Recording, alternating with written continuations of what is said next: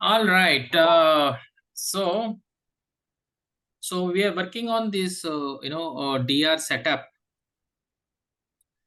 and yeah, today whole day I had to work on this switch over failover as a practice, and again I rolled back again because once I do a failover, right, you have to roll back. So roll back means what you need to do is roll back. What I mean by roll back means once you do a failover, so again you have Means to reclone. Yeah. back, switch back, huh? Uh-huh. Switch over and then switch back. Yeah, switch back. No. You switch over, switch back, switch over, switch over, switch back, not a problem. But if you do a failover, then you have to again refresh. Again refresh and bring it to normal. Bring it to normal. Switch over, switch back. There is no problem. But when you do a failover means you are bringing DR as making production, right? So you cannot, you cannot fail back. So that's the reason why what I did is I had to again refresh. It took 15-20 minutes. So sometimes even there's a gap, right? Suppose there's a large gap between primary and the DR also. What we do again, we will just refresh from the production. So today I did it. It hardly took 15-20 minutes, and so now the situation is Refresh mean you have to be start the configuration from beginning no, for not new necessary. No, not necessary, because already configuration is done, right? So yes. configuration is done. So that's the reason what I did again, I just restored it. So and yeah, and I tested it, and everything is working fine. So now we are in a situation we have You said refresh. Which method you are following for refresh? The Oh, archive gap. no. What I did a complete refresh, not a RK gap refresh. Not a RK log refresh. What I did normally when we yesterday, we do the RBAN refresh, right? So that one. Yeah. Yeah. So basically, what I did, I didn't, I just shut down startup mount using the old init parameter, and I ran this, and it got refreshed. So after that, I tested whether whether the archive is working or not.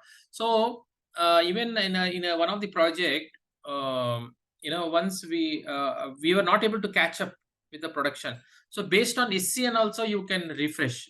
Based on SCN also you can take the latest refresh, and you can do that refresh. But here, since it's our small database, what I did a complete refresh. So when you so there is a there is a easy method, there is a more easier method. One is based on SCN. You take the whatever current SCN in the production, and based on that also, you can refresh from the incremental refresh sort of thing. Or if you feel, oh okay, my entire refresh also will not take much time, so then you can do a complete refresh. So what I did a complete refresh here. Okay. So I practiced all the three today. It was not that easy, because what, all these are very very sensitive. Unless unless you put your hands on the day, you are like, today I'm simulating, right? I'm simulating. So if I go through my document, right, if I go through document, hey, this works, it would be easy. But you know what, I always like showing, I always like showing you, so that you will get real pulse, right? So now I will simulate everything, but before that, first we will see whether whether the shipping, everything is happening correctly. I just tested before the class. I was watching the match. uh, Today Virat made 100 on his birthday. So I was watching that match, and also I was just doing all the thing. Once I messed up in between something, like instead of doing something on primary, I made DR. So a couple of things happened, but but I could practice all the three. So see, if you see this, whether working or not, how you test it, you say alter system switch log file, and here you see, it will be in a memory, but you need to wait for some time. It has to say it is applied. It will take 5 to 6 minutes, something. I was just testing why this, in memory means it still came, but it is not yet applied. But you wait for 5 minutes, because when you're trying to do, see, now it is applied. So when you're doing like a switch over, failover, switch back, So your archives should be same on on the both the primary and also DR. Even when you want to break the DR, you want to break the DR also, you should check, what is the max RK log file, what is the max RK log file. Then only you should break the DR. Like break the DR. Yesterday I was telling, right? In the on premises you have your primary, on the cloud you have your DR, and on the cutover date. On the cutover date, you see everything is working fine, and you see what you do. You take the. I have very good commands on that. So there is something like a select max. See, this is a difference. Yeah, this is a new command, a new select statement I just added today. See this one. See the difference. The difference should be 0. Then you can, if you want to switch over, if you want to do failover, if you want to do anything, you can do that. But you should see this difference is there. If it is in memory, don't take the risk because it is still not applied. Don't take a risk here. Okay. So that one you need to be very careful. Okay. So with that, we will do a switchover and we'll do a switchover and a switchback, and also failover. Also, I could show all the three. Okay. So all the people joined. Okay, less crowd. It's okay. Okay, so first you stop the application. So in our case, it is already stopped. Okay, so now you have to be very careful because like I'm telling you, watch a movie. Don't do this type of activity. You're seeing a TV. Don't do this activity because there are chances that you may you may miss something. So you need to be very careful. That's what I did. So 100% concentration is required. So first thing is, few things has to be done in primary, few things has to be done in DR. So first thing is, when you run this command, it has to tell to standby. So the screenshots are very important for you. Are very important for you. So now on the DR is telling to cancel. On the DR is telling to cancel the. You are doing the switchover, right? Yeah, I'm doing the switchover. First, I'm doing the switchover. Yeah. So normally, sir, the best practice is whenever you do the switchover, before switchover for the safe side, because you are doing the switchover from primary to DR, you make this restore point. Yeah. That all you can consider taking the restore point and all. Yeah, you're right. Yeah, you can. Yeah, maybe I'll just add a point here. Preferable. Take a restore because in point. between this switchover there is some connection problem. Yeah, something. I think. Yeah, you're right. Yeah. So that all. Yeah, you can take into consideration. Okay. Okay. So now you have to follow the screenshots very carefully. So here few things you have to do and few things you have to do on primary and few things you have to do on DR. Okay. So now on the DR you cancel the you cancel the replication. You don't want any replication. So this one will cancel, right? And now we will see. Now on the primary, so you say switch over to physical standby because you are making your primary the standby. So that's why this command on the primary very important. Like if you miss something, then in a real time, that's it. There is no compromise. If you have a restore point, you are lucky. You can restore to that point. Okay, so now we will just follow this because I already tested today. So you already told us switch over to standby, but before that you have to no mount.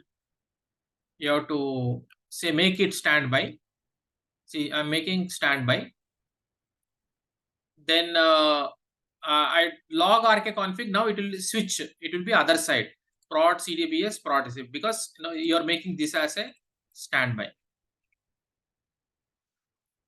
So false server also make the change and also defer. We don't want to do any transfer because this is a DR, right? So we don't want to do we will say defer. Defer means you're not going to transfer from DR to this one. So now virtually what happened is we will rename it. So this becomes like a DR. Okay, and this becomes like a primary. Make yourself comfortable as much as possible. Small things,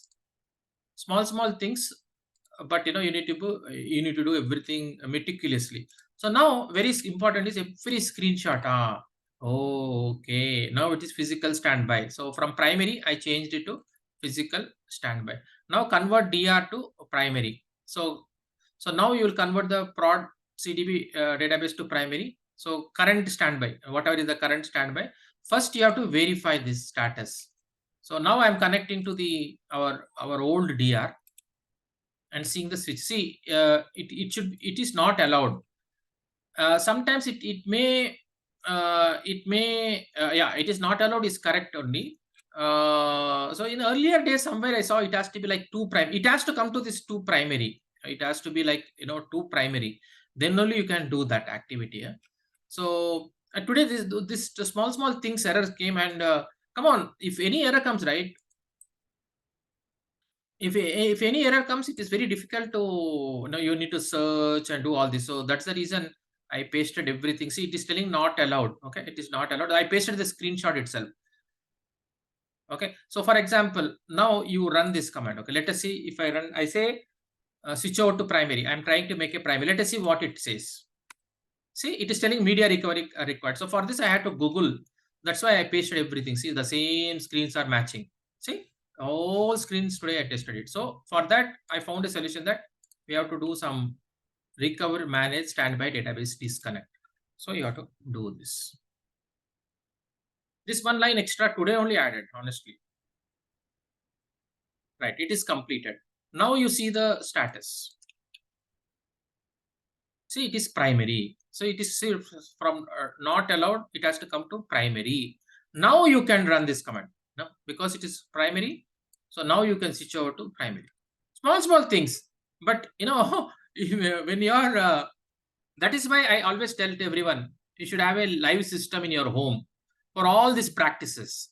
You test everything at the last minute in your company. Also, if you, if you do a real time, right? If something happens like this, you'll get panic.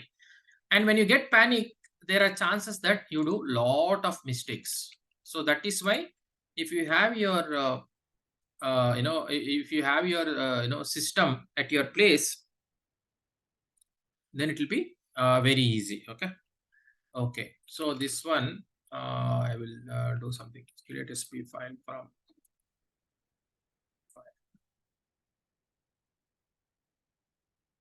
that immediate. Okay. Let me see the status.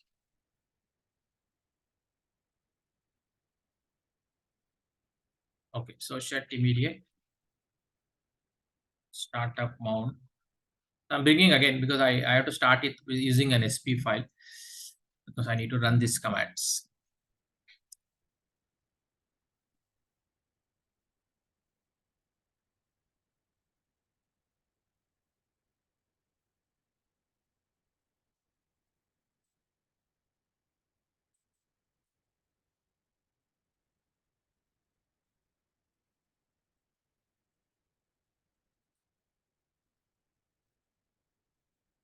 Right. Okay. So now every command has to run.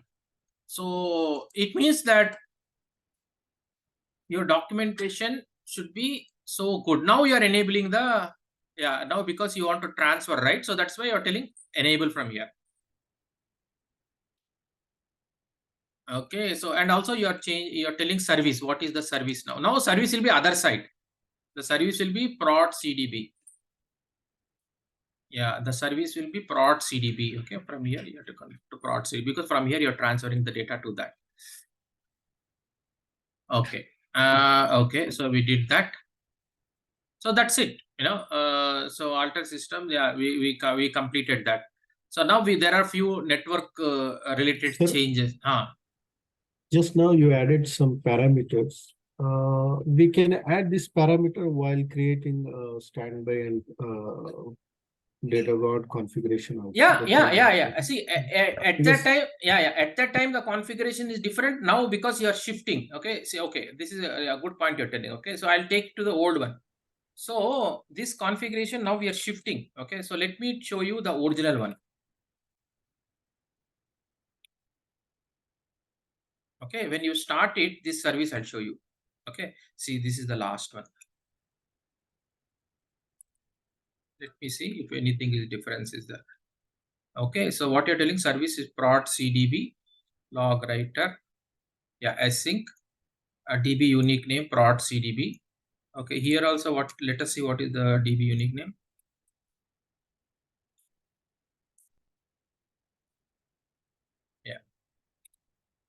So yeah, the same thing I'm again adding that. That's all.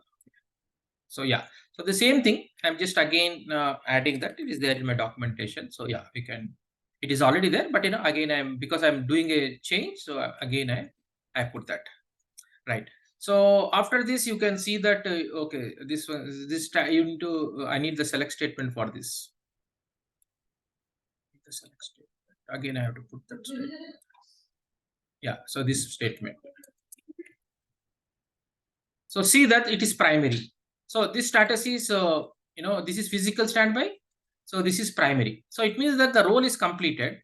Okay. So again, we put that select. See few things. See this one. I have put the I put the screenshot, but what is the select statement?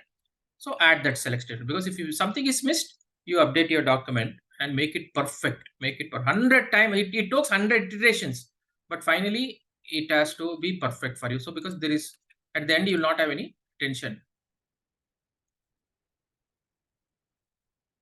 Okay. So it is primary. It is still mounted. Okay, still in a mounted state. So yeah, there are few steps before I can do.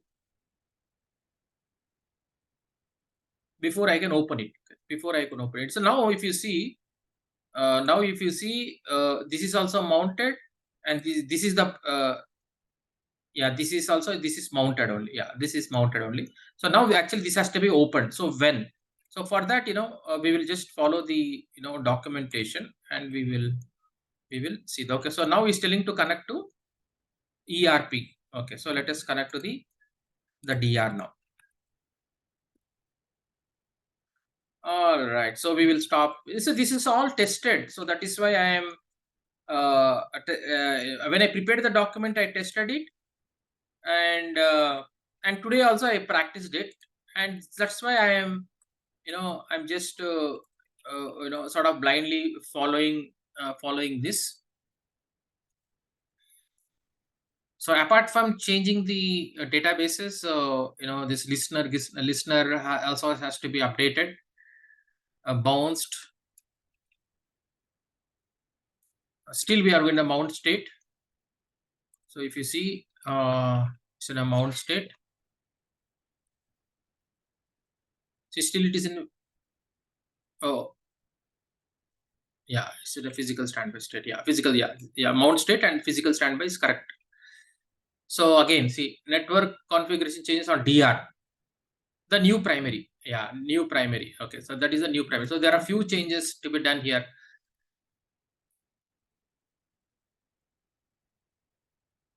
Yeah, so I'm pretty sure that if at all I wouldn't have practiced today, some or other would have error come and would have wasted a lot of time. So now, because I practiced all this once, I don't need to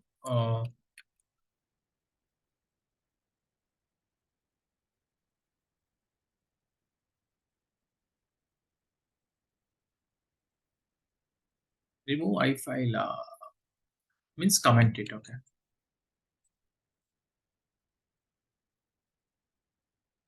So remove iFile means he's telling us to comment it, because this is the new prod.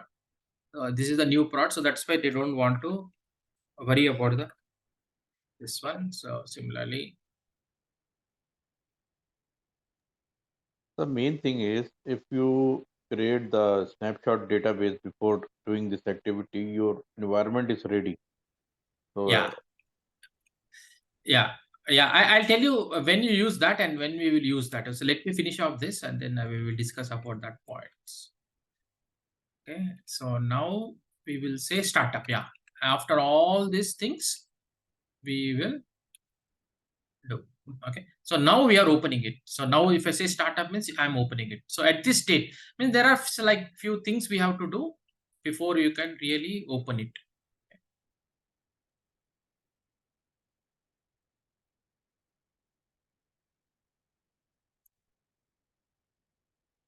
Yeah, so now you have opened the old DR, you made it primary and you have opened it. Okay, yeah, great. So now you can check the status.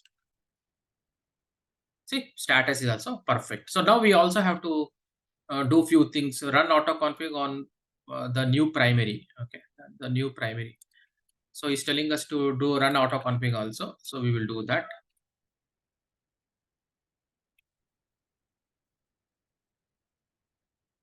So then he's telling us to remove some instance and some clean up this.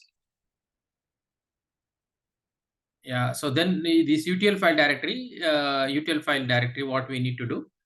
So we will set and run the auto config. That's all. So you can set it.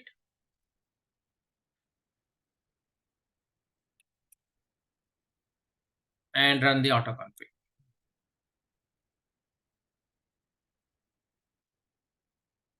Right. So in the concurrent processing changes, I followed some document. So in the real time, you may have to do this because we may have to update the log file node name and the output node name as by default it will be having it will have the production name.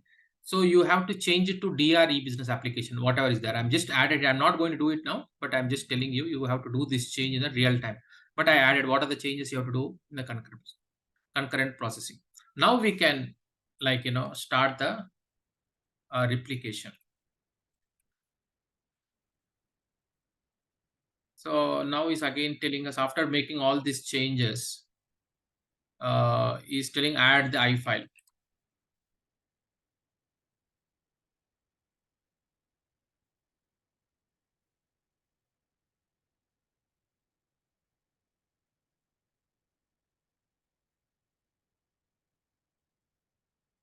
Okay. Okay. So now you can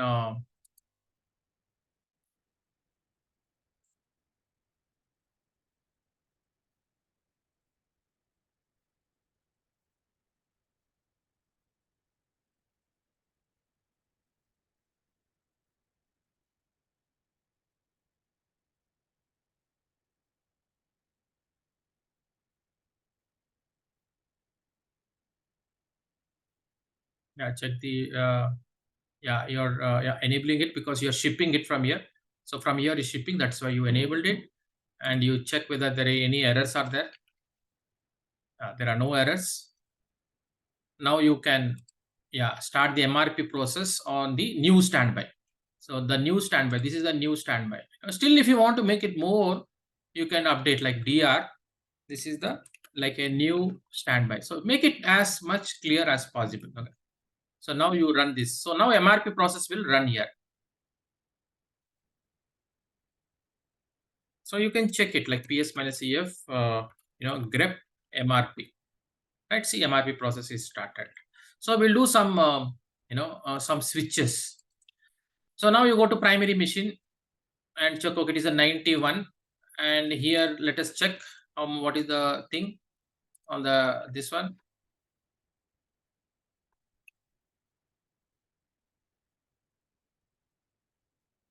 Yeah, 91.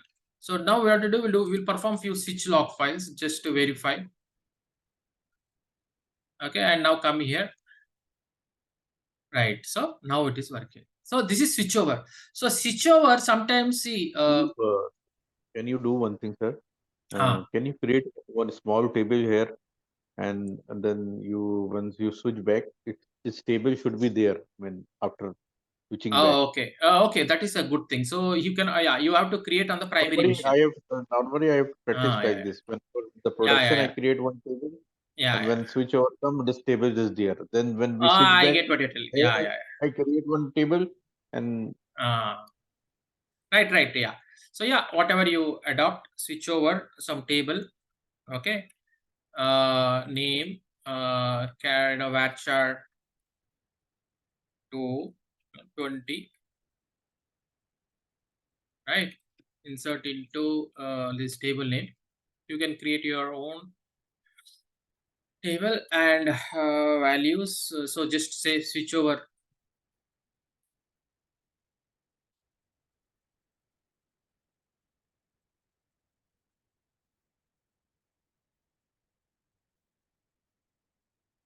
Yeah.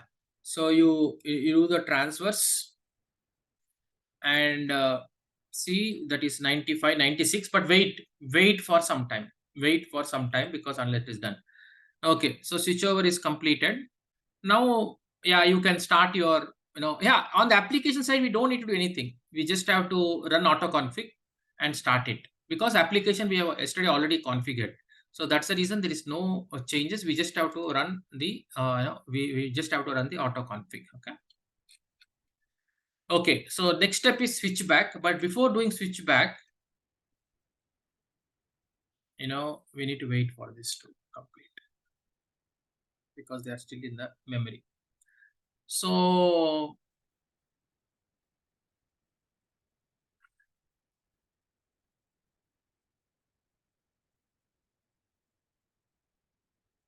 we have to wait, and a couple of commands are there, right? I'll just put it before you can come to switchback. So some good queries are there. In the real time, even there is something like a monitoring script I wrote. Like if a difference is more than 10 RK-log files, immediately we have to get an alert. So those things you can go on enhance. There is no, there is absolutely, see, this query, it shows 96 and 96 because it is already there. But, don't go by this. Of course, this is a one thing. Oh, okay, there is no difference. There is no difference means, yes, all from primary came to DR. But ultimately, this query, above query also, you have to see whether because it is applied or not. That without that, don't go. Don't go without that on the DR.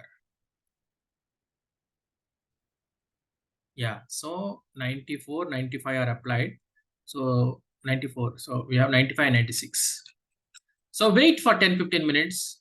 Yeah, see, because 93, 94 are applied. So it is starting applying because it's a new DR, right? So it needs some time for applying.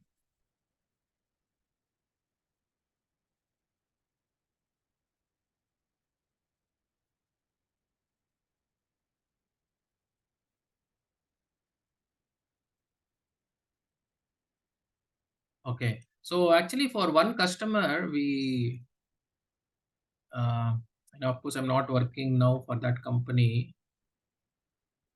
So a big document I prepared, which I'm just showing you. Like in a real time, my documents are a little different.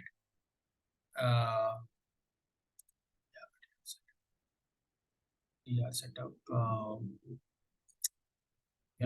This was it's a car company in US. It's a Carvana. They sell all the, they sell cars, second-hand cars, right? See, it is this is like an OCI. Because they had their primary in Ashburn, Ashburn, and Phoenix. So see, it is a lot of things. A lot of people are involved. If you see that here, I am at some places, and there is some other testing team, Abhishek, Roshni, and I do something. A lot of things. See, we practice switchover, switchback, failover, reinstate. So this is not only me. At every phase there will be some other people, and there is a equivalent document also. This is nothing to do with our current project, but I prepared an excellent document. Our document, that's what I'm doing. This document I only prepared because I go with documentation. I believe my documentation. So on Ashburn, what I need to here in especially in see, beautiful queries I have written. I'm just showing you. Don't ask me for sharing this. This is a client document.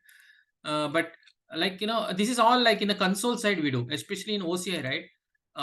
Switch over, switch back, everything you do from the from the, see, there is some ORDS. They had also Oracle Integration Cloud, so that has to be stopped. Then a switchover there in, especially in cloud OCI, right? You do from the console side. That's what I'm doing, right? And there are excellent queries. You can you can check. You can check this. You go to the Phoenix. Do this. See, this is a like in two phases we do. One phase we do a switch over, switch back, and switch over, switch back, and in the next phase, second phase, this is phase 1, phase 2. So 2 weeks we used to do this every 3 months for the customer. This is like a a failover sort of thing. Yeah. So why I'm showing you is yes, you should have your documentation correctly. Okay, now let us see whether it's completed. Yeah. See, now it is completed. Okay. Now it is completed. So now we are ready to go to do the switch back.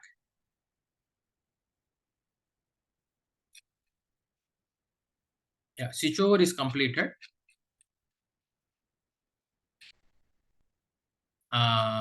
This is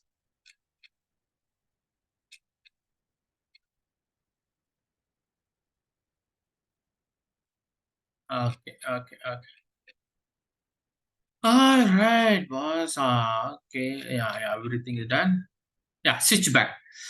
So switch back.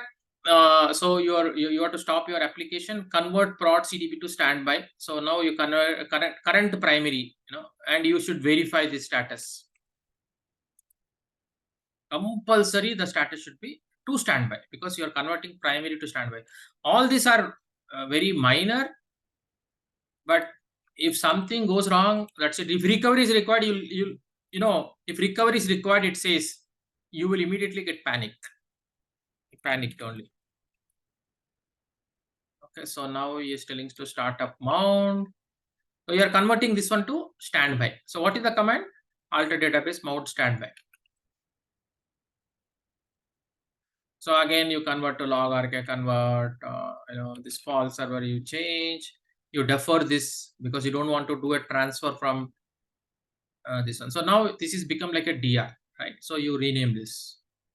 This is like a DR, and this is like a primary. Okay, so we are doing a switch back. Now connect to ERP and see the switchover status. So you come to primary and see the switchover status. So it has to be to primary. If not, you have to do a recovery. That's what, you compare it and the status, it has to show primary. If it is primary, you can go to the next step. You will not have any issues. But, expect some challenges. So for that, you need to be ready. Switch over to primary with session this one. Convert this. Do this and you enable it because you want to transfer from here to there. Because you need to transfer from here to here. That's why you enable on the primary. This is perfect. All right. Then again, you need to set the service because it has to go. If it is there, it is okay. If it is not there, again, you can set the service. So now you connect to DR ERP. See, this is important for us. Where am I connecting? On the new standby. So stop it. So few things, yeah, this is correct. So we don't need to do any changes because this is already a tested. So that's why I'm blindly following it unless there is a challenge.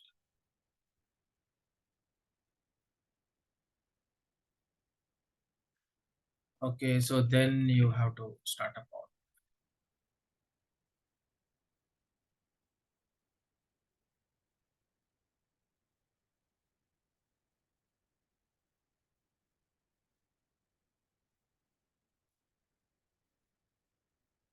Okay, startup mount. Now we check it. So it has to be physical standby because you're reverting. Switch back. Okay, see, it is correct. All right, so we are doing pretty good. So now you have to again connect to the new primary. So this is the new primary for us. Run this. Stop this one. Shut down immediate. And then you start the exit this. You start the listener. And you have to again start up. So we have to wait for this.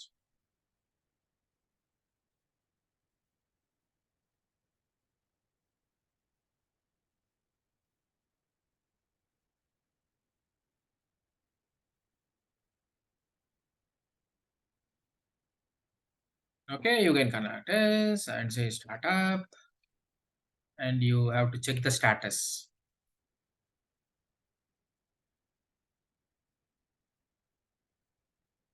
So run autoconfig on the new primary.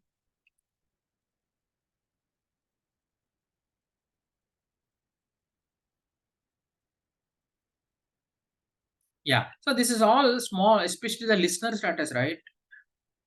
I missed the screenshot. I normally put the screenshot.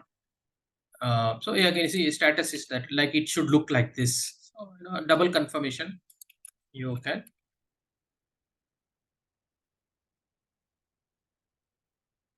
Okay, so then there are some autoconfig steps. Before that, we'll have the service name. We have to remove the old service name because you are doing a switch back. And next one is you should take care of the util file directories.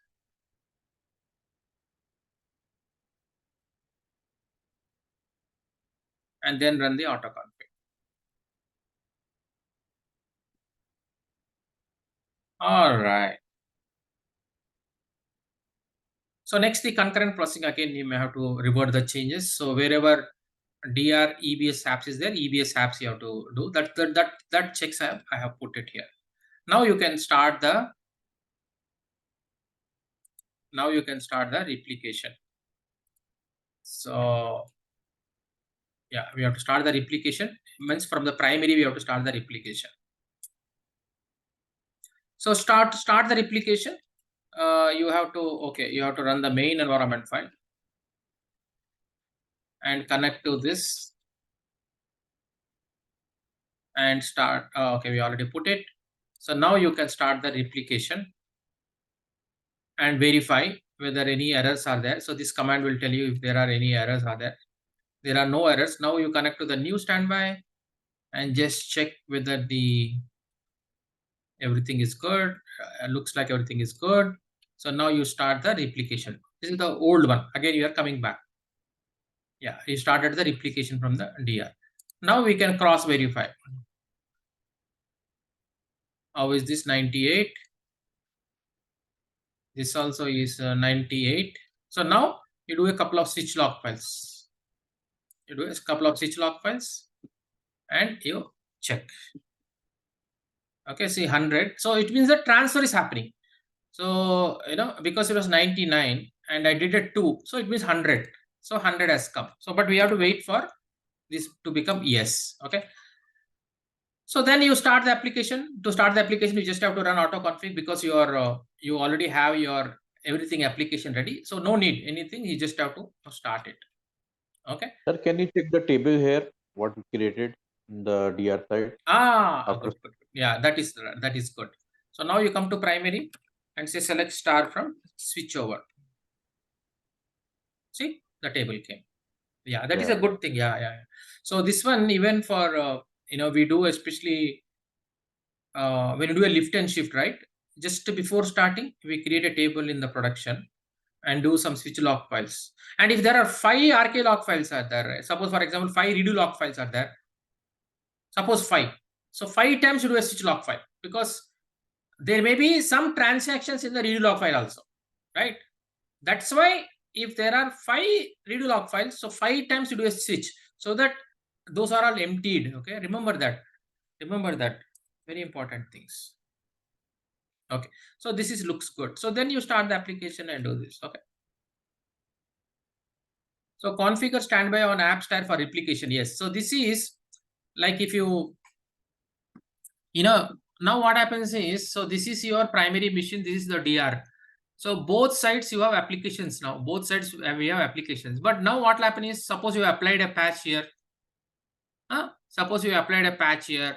So there are some concurrent requests. So you want the whatever changes are happening in primary to come to DR. Okay. So for that, normally what you do, you have to do the pre-clone.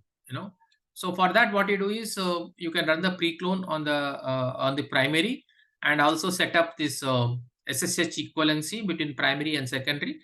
And normally I follow this command, but again I'll counter check in my real time how it is done. So once you configure the user equivalency, so whatever changes happens on the production, will be applied, production application server will be applied to the DR application server. So DR application server and production application server will be up to date. Either you can run every day once, it all depends upon you. So this is a shell script what you can use it. Okay. So now finally the last one if after 3 months, if we again do this exercise, the switchovers is back. So no need to configure the application, only auto config will run. Yes, that is correct. Yeah, every 3 months you don't need to do we don't need to do anything. We just have to run auto config. That is correct. We don't need to do a clone. 100% we don't need to do a clone. Okay. So now the final one, failover simulation. So what happens? Suppose your production is out, production is gone. That is why people go for DR, right? It is a very rare thing. It is very rare thing, but it has happened. Like, your production is gone, and now you are in a situation. You are a situation now we are not able to access production. Production is lost. Okay. So now we'll do a failover simulation. Okay. So you have to make the physical standby the new primary. You have to make the physical standby new primary. Okay.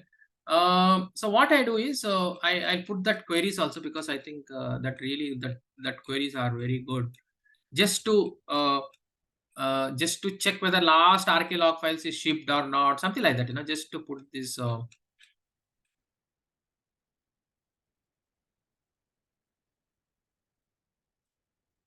Yeah, we'll just put these queries.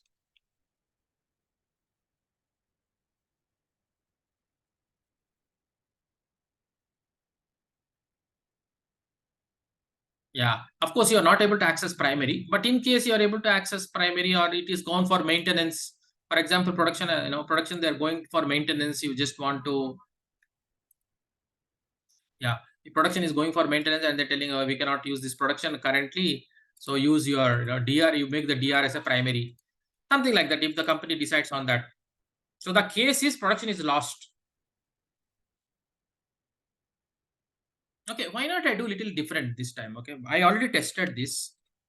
Okay, so say for example, we'll shut down this. Let us see what happened. Okay, we will shut down this. Okay. This production is lost. Production is lost. Production is gone. Now we'll see the situation. Now, but the last archive file is applied. Huh? Yeah, I already applied it. So I just checked, right? 100. Okay. So now production is lost. So now, okay, production is lost. Media failure happened. So now what is the steps what we have to do? Now we only have DR now. So on DR you can run your queries. You cannot run any queries on the production. Yeah, physical standby, and make it yellow color. As I told you, I always follow, whatever is marked in yellow, it means that you can copy and paste. See, it is telling not allowed. Okay, good, very good. Not allowed. Let us see, because my screenshots are matching. Okay, my screenshots are matching, so I don't need to worry.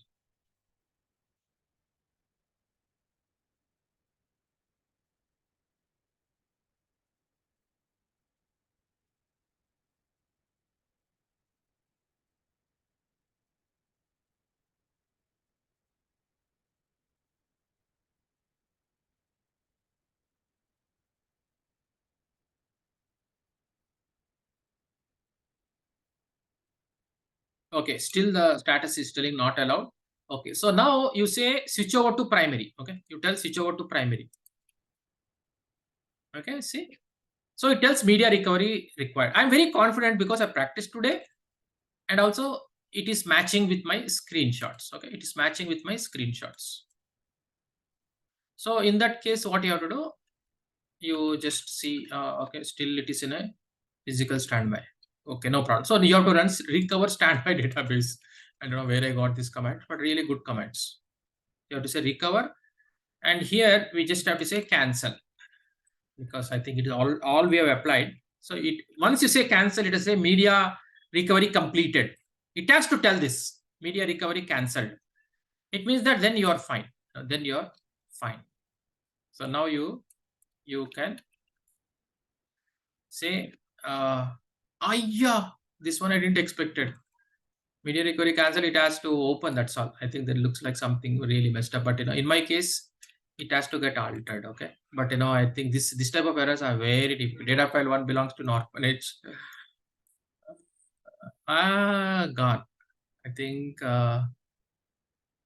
that's all. I think maybe,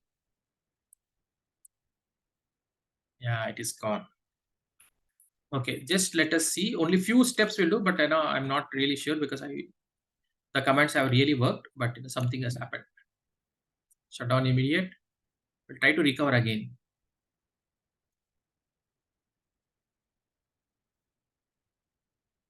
We'll say startup mount.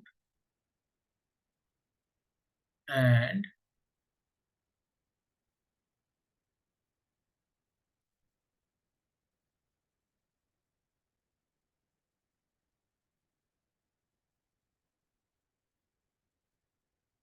okay, so we'll just do this. Switch over status not completed. So we'll try to run this command.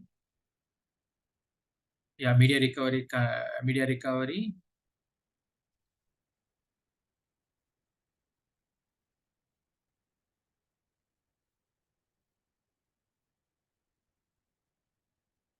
Try to put this command. Let me try once more. Gone, man. That's all. So I think, yeah, but yeah, you guys can practice, but it will work for me. You say record standard cancel, media cancel, and after that, you say alter database recover, manage standby, finish, and activate physical standby.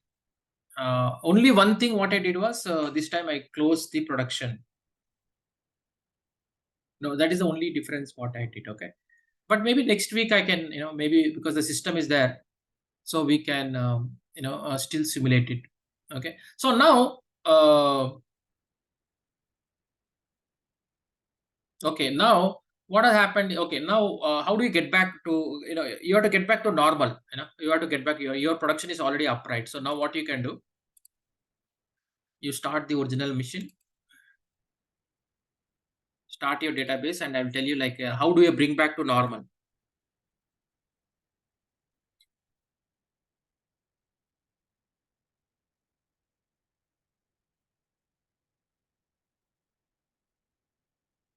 Okay.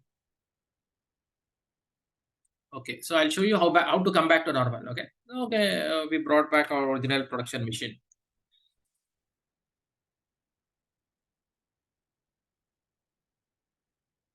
Okay, we'll start our the database.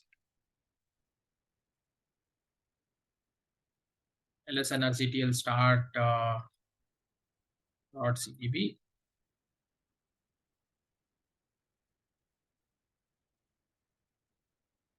Okay.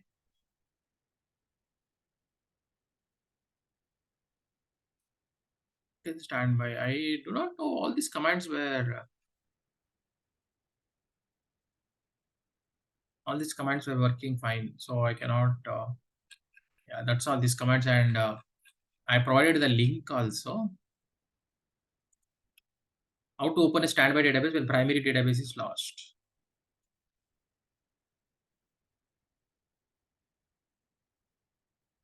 Let me counter check if I have missed anything.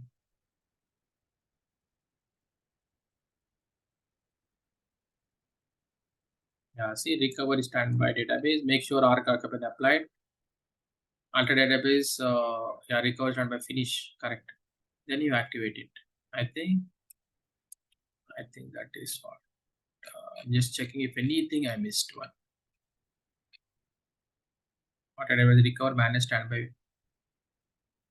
finish, and this one. Yeah, all are good. Okay. Okay, so now my primary is up, right? Now what happened? Okay, let me at least make my DR up. Now DR is something in this situation. Okay, nothing to worry. See how I do. Again, I want at least my DR to run, right? So my production is already up now. So what I do is I remove this SP file first, because SP file, I don't want to use the SP file. Okay, I just don't want to use the SP file because SP file has all the changes and everything. Right, so now what I do, I just shut down Abort because I know that this is become a scrap. or something like, I'm not able to open and a lot of things are coming up. So at least I let back, make it DR. So how I do, like which one of you are asking, like how I make it again DR. I use the original init.tora file. Init.tora file. SP file I'm not using. Okay. So then what I do, I just follow the documentation, convert to standby, restart.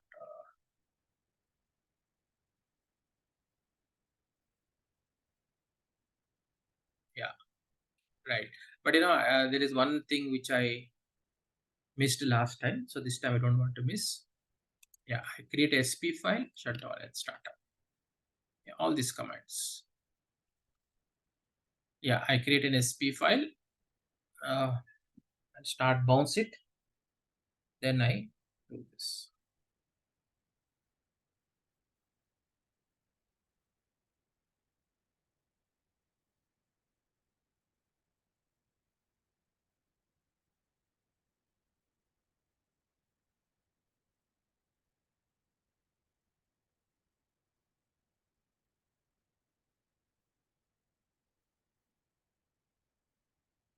Okay.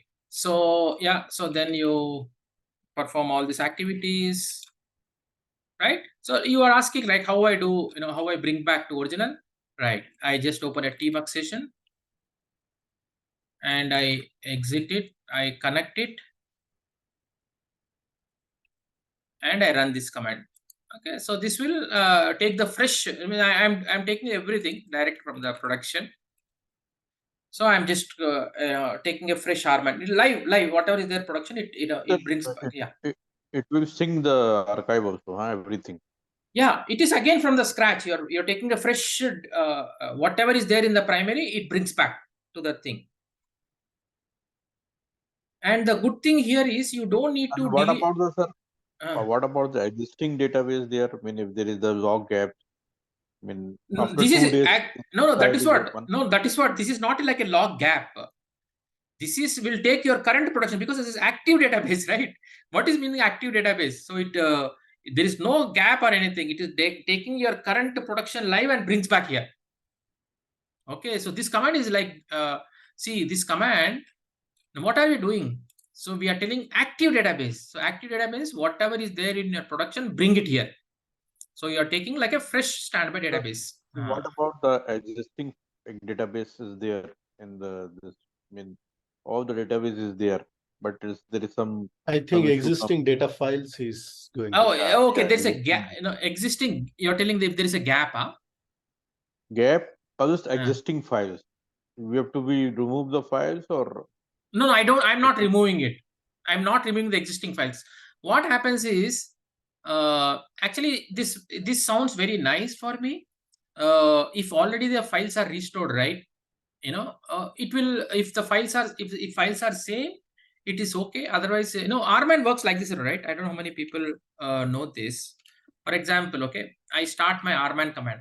Now it actually takes 10 minutes and it comes out. See, RMAN command, how do you work, right? For example, you restored it. RMAN, I told duplicate, okay? RMAN duplicate. Okay. And for example, it has started 10 data files are restored. Okay. And after that, some failure happened. Something for some reason, I don't need, it has failed. So next time, right? Next time, I don't delete these 10 data files. Again, I'll run the same command. I fix the issue, whatever is the issue. And again, I run the same command. So now what it does is it will, if the data files are already restored, it will ignore that. Oh, okay. It will check the headers is matching, everything is matching. Oh, I don't need to restore the 10 data files. It will start from 11th data file. So that way it will be faster. So that's the reason why, I'm not deleting it. But normally, sir, whenever we do the clone, we drop the existing database and we do the clone. Yeah. If you are doing a clone, it is okay. But this is all these files are from production, right? All these files from production. That is why I'm not deleting it. But already 3 or 5 times I did it, so I didn't do it. But for a clone, yes, I agree. But in a clone, what happens? In a clone, you have a prod, and here it is dev. That is prod. This is dev. But here, this is also prod CDB. This is also prod CDB. The files are same. So that's why I'm not deleting it. So if the files are there, If the files are there, if header, getter, everything is matching, it will not restore again. If it is new is there, it will restore. And you see that I can show that 10-15 minutes, it will be done, and I'm able to do that. Yeah. So if you still suspect, if you still suspect it, you can delete the files. But I've been following this method, and I didn't have any issues. Okay, it's up to you. Yes, sir, Kishore sir. Regarding there is, I have seen that replication, right? So can you elaborate like a small what is that happens? So between that switch back and switch over and failover. In between there is replication is there, right? In the document. So the most problems will be the gap actually. Mostly, there will be sometimes the biggest problem. What we do is after implementing this DR setup, of course, we hand over it to the the development team, and every day they run a queries. They run a queries and see if there is a gap. If there is a gap between their primary and production, and if the gap is more than 10, they will inform us. If there is no gap, then we have to update the client also, because this is like a production, right? Your DR is like a production. So, or we have our own queries, or we have our own monitoring system. If there is a gap is larger than 10 files, then we need to resolve it. So sometimes it happens that the gap may be like 1,000. So every time I cannot follow this method, right? Every time I cannot follow this method, because suppose my production is like 20 terabytes and it takes like 3-4 days. So I cannot follow this method. This is like a complete restoration from the scratch. So I only at one of the project when we moved, when we moved for one customer from Exadata to DBCS.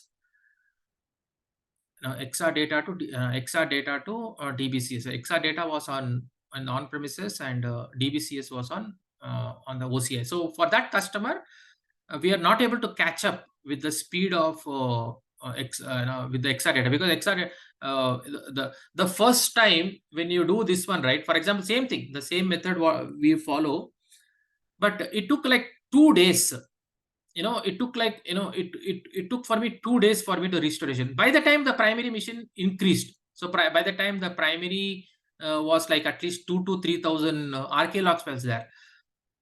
So here there were like 3,000 log files I need to apply. So now what I can do now? So there is one way how you do is you take the latest SCN, what is there in the SCN and what is the SCN in the DR, and based on SCN also you can you can get the difference. It will apply only that part. So that way I had to do and make it the sync, and once the sync happens, it's fine. But you will have these regular problems, like increment. Sometimes there is a different ways. If there is a gap, is like 500, only you can bring those things and apply. In the worst case, like in my case, it's only taking 15 minutes. Suppose this duplicate, is taking at any point of time, it is taking 3 hours, 4 hours. You can always use this method instead of incrementally applying. You can always use this. This method is directly you're taking a production and making a copy. But if the production size is 20 terabytes and it takes 3-4 days, then you have to find that incrementally, or based on service name. There are so many new things based on service name. Also, you can get the differences of that. So that I can. So those will be the challenges in the real time. But there are 3 things what we covered. But you need to know when we use. One yesterday I covered was you can open the database in a standby, a snapshot standby, right? Snapshot standby. So when do you use this? When do we use this? And today I showed you switchover and failover. A switchover and switchback. Right. So when do you use this and when do you use this? So people who are using this, they will not use this. People who are using this, people will not follow this. So this one is like most of the companies, like every 3 months, they will have some sort of auditing purpose. So you can open your DR in a read-write mode. You can open a DR read-write mode. You can configure your application. You can configure your application only once. You can configure the application. Next time onwards, you can only run the auto config. And we have a document for that. A separate good document we have, and we test whether all the reports are working fine, and that's it. So after that, we revert it. We revert back to DR. That's all. Here there is nothing like a switchover or failover. But traditionally, people used to follow this switchover and switch back.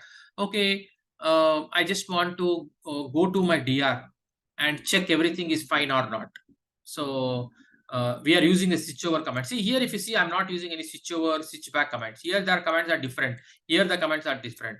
So here, this is like temporarily I go there. Everything my DR is my DR is working on. Tomorrow something happens, whether my DR is correct or not. So that's why some companies use the switchover and switch back. Once they switch over, they test everything. If everything is good, they switch back. Now, when they use this failover is like the reason what I told now. Failover, like your production itself is lost for some reason, then you can directly make the DR as your new primary. So yeah, so that way these are the 4 things what in most of my with my most of the experiences what they do. And actually I used to tell that a lot of people, they don't use all this DR. They don't use this DR. What they do is, I told a lot of people also, what they do is they take RMAN backup. RMAN, some of the companies, they do this RMAN backup, and they move to a new server, development server or some other new server. That is their new new server. Only RMAN backups only. Every day they take the backup and they sync and put in the new server. They don't want to go with all this DR approach. And even for application also. So application also, every day backups they rsync they do, and that they put in a new server. It will be a development server, right?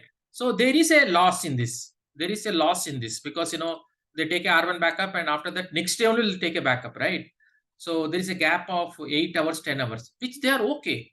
If the 8 hours, 10 hours work is lost, also they are okay. In the advantage of here is the loss of the loss will be only 1 archive, 2 archive, but here the loss is too much. But this is expensive, and this is this is not expensive. I found at least in 10, 6 customers are following this method. So these are the most of the companies what they use. These are different approaches. So based on the situation, you can adopt anything. Yeah, see, it is completed now. See, it is now completed. So now I'll just show whether now I am able to sync everything or not. So I follow the same steps. So after this, okay, this is good. This is good. This is good. And now I have to enable this on the primary machine. And on the standby, I start the recovery managed process. So you stop the standby as a primary, na? Because the primary was the DR was the primary, right? No. See, what I was doing is primary was primary, DR was DR. I was trying to simulate a failover. So I wanted to make the DR the new primary. So that I was not able to simulate. I'll simulate now. Wait. I'll tell you again. Okay. So let me see whether switchover is working or not. Alter system switch log file. Okay. So now just check whether everything is working fine or not.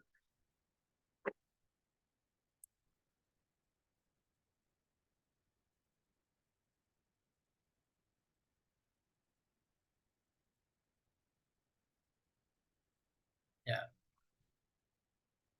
So whether your DR is working or not. So 106, and now you go to standby and check 106 is there or not. Yeah, see, 106 is there. So it means that now you brought back to original. Okay, what I was trying is I was trying to make DR as primary, and what I did, this primary I shut down. Init 0 I given on the primary, and I was trying to make DR as the new primary, but it's for some reason, it was not possible, which I can simulate now. Maybe since we have a time, I can simulate it. But before that, so since I was not able to bring the database and I need a DR, so that's why again I cloned it. You can tell that again I cloned from primary to DR using the active database command. So that is why, see, it has brought the entire production. That's why you're only seeing 4 RK-log files. Why only 4? Because I'm bringing from the primary. So I brought it from primary. So that is why you're only seeing only 3 or 4. You can still see your the table what we created, because it has it would have brought the tables. Okay. No, because I'm not able to open it.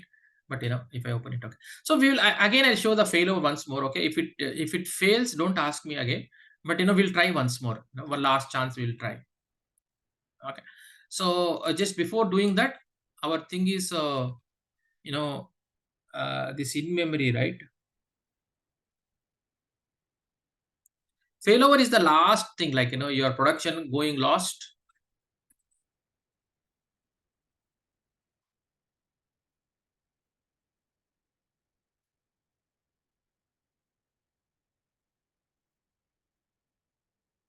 We'll do once more, but this time I'll not shut down the primary machine. Okay, I'll just try one more. 106, 107. Okay, 107. Okay, it is applying. Because if you see, 5 was in memory. So 106 is like this one. That's good. So it is applying. So we'll wait for 2 minutes and I'll make once more the last attempt without shutting down the production machine. I'm not sure how it is super linked. All right, South Africa 40 for 5.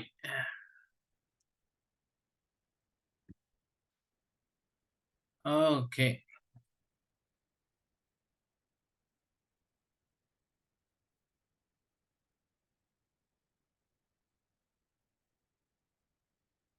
Come on, come on, come on.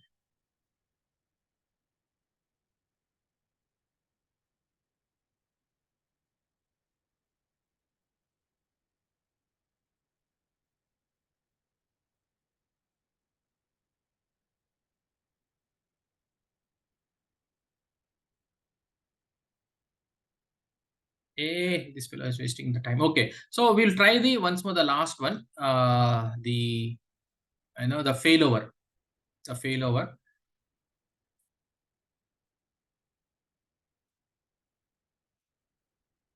And then we will. Sir, in any customer you did failover? No, man. Failover means that you will not get that opportunity, right? Failover simulation I did. Okay. Like I was just showing you one document, right? Yeah, I had to show to one of the customer the failover. I had to do that. Means through console we did it.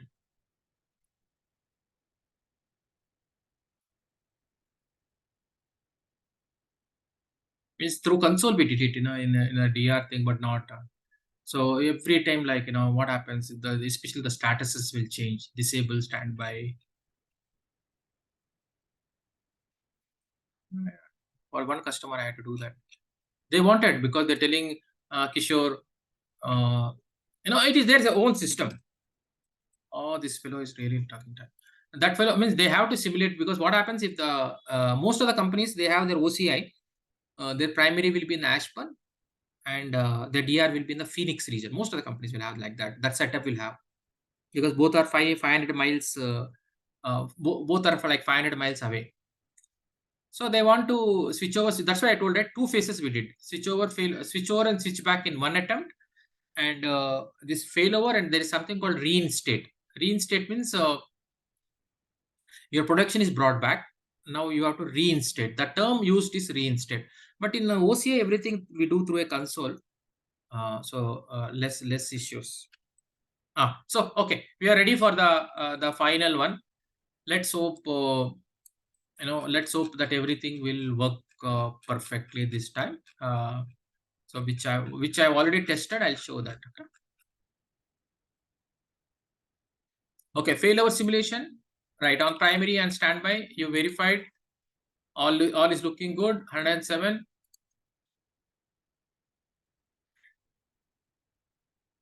Yeah, 107 is applied, so no problem. Okay, so now what I do is, so I can select the status as physical standby, and now I'll do the switchover and not allowed, and I say shutdown immediate, and I say startup mount, and again I select the switchover status. It will say not allowed. Okay, now we will see.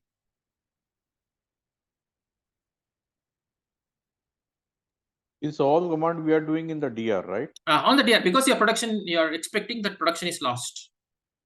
You're making this as the what is a failover? Failover means your production is gone. Production is completely gone, and you have to make the DR as the production. Okay, so this is correct. Till now it is correct. Okay, screenshots are matching, and now I do this. I get a media recovery required.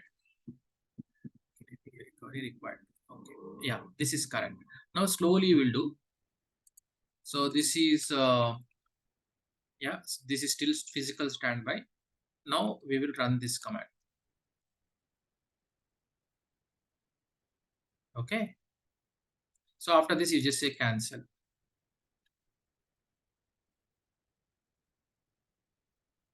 .108. Yeah, 108. That is the last thing. That is right. So because it's 107, it is showing it is expecting 108. 108 is not there. So that's why you're telling cancel. So up till 107 it is perfect. That's why you get media recovery cancelled. Media recovery, when you'll get, if all the RK lockers are applied, you'll get this command, media recovery cancelled. Okay. So now you run this command. Yeah, I'm not sure. Again, I'm getting the same error. Data file 1 became orphanage incarnation. Okay, that's all. Maybe I have to, yeah, maybe I need to troubleshoot it, but it's okay. Only that part I will, maybe next week I'll show. So I'll just close this all. I'll simulate it sometime in the next week. Once more, I will do that. But it worked for me today. But maybe something you guys also can try that. Okay. So that's pretty much about about this DR setup. You guys can try. It is not that easy. You basically needed 2 machines. I already provided the 19C. I already provided the 19C backup for you. You can use that. You can clone. You can practice clone there. You can practice clone there. Okay, we'll try things. Okay, yeah, you can practice clone also, and also this DR. You can use that as the primary, and you can create one more, and you can try the clone, and you can tell one of you try this and let me know. Let me know how it works. Okay. So today I have another topic which is there in my bucket list, the TLS or SSL configuration. So the document is ready and I practiced once, and only that we need to apply. Yeah, TLS configuration for e-business.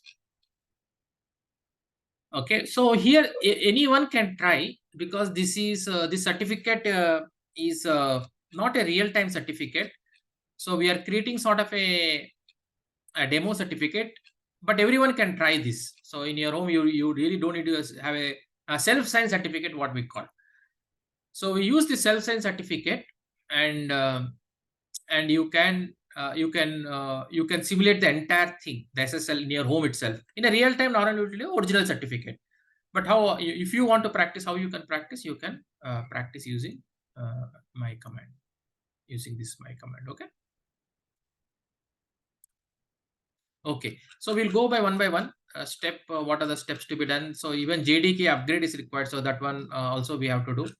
So we'll go one by one. If we use the real certificate, where we go to buy? GoDaddy, right? Last time. Yeah. So actually, you know what? Yeah, you can buy from GoDaddy. Yes, you can go by GoDaddy. You can buy. They're little expensive. Long back they used to sell for $5.99 or something like that. I am actually still working on that one. Once I accomplish, I purchased a domain. I purchased a domain, and actually I purchased this SSL certificate from some other company because that is little cheaper. CNET India. If you, I'm just still exploring. Okay, I'm just following. Yeah, these people's. My website is running actually in the ZNet. So these people are little expensive. These people are little cheap, but the real time. In the real time, normally you can buy. You can buy from. You can buy from anywhere. These people are also selling this ZNet India. They sell. They sell SSL certificates, and also they sell domains also. You can buy domains and all. In a real time, it's like that. See here, if you see SSL, this is a little cheaper. So that's why I purchased a certificate for some like 200 rupees. If you really are interested, you can do all this. You can explore it. You can buy a domain. It's like it gives you a real time environment. This domain was much. These are all not expensive things. These are all not expensive things. Like you get a domain. You take like a small like cloud.world co.in. It hardly costs you $1 to $2. SSL certificate also it will cost you 1,200 rupees, not more than that. But you get a real time exposure. You get a real SSL or TLS? TLS, yeah, TLS. We all call SSL certificate. They sell SSL certificate, but we have to configure few things by which it is compatible with TLS, especially the ciphers and all. Right. So in a real time, this is how or some companies what they do is some companies what they do, they itself will have an SSL certificate in their company itself. They will have a separate system while they build the SSL certificate. So these are all different methods. Okay, I don't have all this. So how do you practice this TLS? So that is why I'm providing a good documentation for you by which everyone can practice. Right? This is like TLS complete configuration. SSL or TLS. SSL was old. Now everybody will call you TLS. The support note what you're following is enabling TLS. So there they're given both for self-signed and also for a CA signed certificate. Okay? But steps will remain the same. So very important thing is first thing is you should have your Java version little higher. It should be 1.7251. Okay. So if you see our current version is less. So I will show you how to how to increase the Java version. By default it is 1.78, which is less. So how do I upgrade the JDK version? So even we are going to do even in the while upgrading the CPU latest CPU patches, during the time also we'll upgrade the JDK, we'll upgrade the JRE. Okay, but here it is mandatory that I need to update the JDK version. If you see the JDK version, it is there at a couple of places. One at this common top, and one at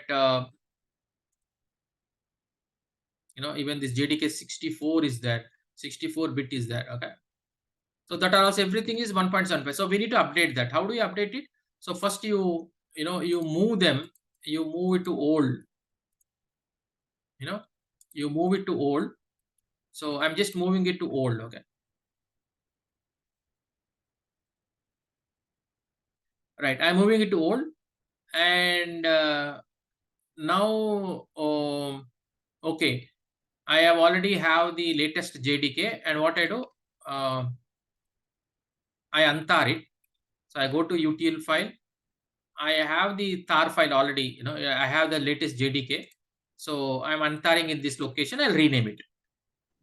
So Sir, I'm how you, sir, JDK, how you find sir latest version?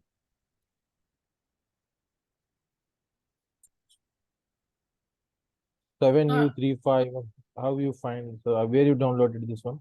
this one, it's there. You can even if you search for this, you'll get right. It will be there if you search in the Google, wherever you want the link. Okay. Yeah, so it will be there in this location. I put this location. So somewhere here, see here is the thing. Like this, you go down, somewhere you can find the latest one. Right. If you are having any problem, you let me know. I will, I'll provide this. So now after that, what you do, you move this. So it is downloaded, right? So now you move it. Okay, you move it to two locations you have to move. Actually, you have to download two files. One is 32-bit and one is 64-bit. This is 32-bit what you downloaded. So now you have to extract the 64-bit one. See, this is 64 and this is 32. 586 means 32-bit. This is 64-bit. So now you download the 64-bit and you move it to that location. Now after doing that, you verify whether the version is showing the latest one. How do you do that? You run this command. Yeah, so now it is showing it is 351. This is what JDK upgrade. JDK upgrade means nothing like that. I also showed you JRE upgrade. This is the how JDK upgrade will be done in the platform. Right. Execute below commands to replay JDK. In the web tier also we need to do. Okay. In the web tier also. JDK upgrade, I mean, there is no. If we go for the normal upgrade JDK, they're showing the apply some form and report patches and so many things. That is there. That is this is for the TLS SSL only JDK has to be upgraded.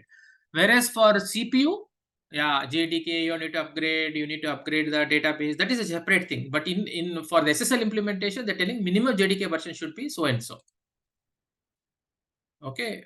For the CPU patching, yes, you have you need to do a lot of things. So that one we will cover sometime later. But for SSL implementation, we only have to make few, only JDK version should be latest. So it is also, so even the web tier also there is a JDK.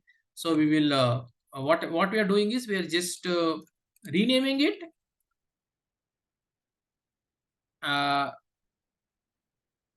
Extracting it. Again, we're moving it back. At two places we have changed it. Okay. Yeah, at two places. At two places. At two places we checked it. Okay. Okay, maybe something happened. Let's count the check.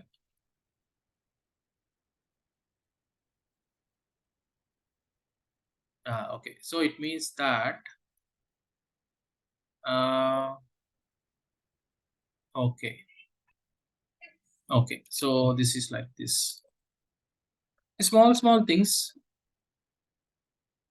Yeah, so I will update my document. So this is some small thing. So it was not moved correctly. So immediately you will fix the issue. Yeah, so this is not 64. That's all. You find something mistake and immediately you update your document. So now you can check your version. The first step is completed. Okay, the first step is completed. All right. Now the required minimum Fusion middleware version is 11.119. If you are having lesser, then you need to update. You need to apply this patch. In our case, we already, our Fusion middleware version is 11.119. So we are good here. So one is JDK version, we already taken care. The second one is Fusion middleware version is already upgraded. So we don't need to worry about it. Okay, now we need to start creating the wallets. Okay, we need to start creating the wallets. So for that, what I do, I will export my path like this. And what I do, I normally create a wallet. So we go here. We'll just follow the same document. So go to Apache. I'm thinking it will not be there. If it is not there, you create that Apache folder.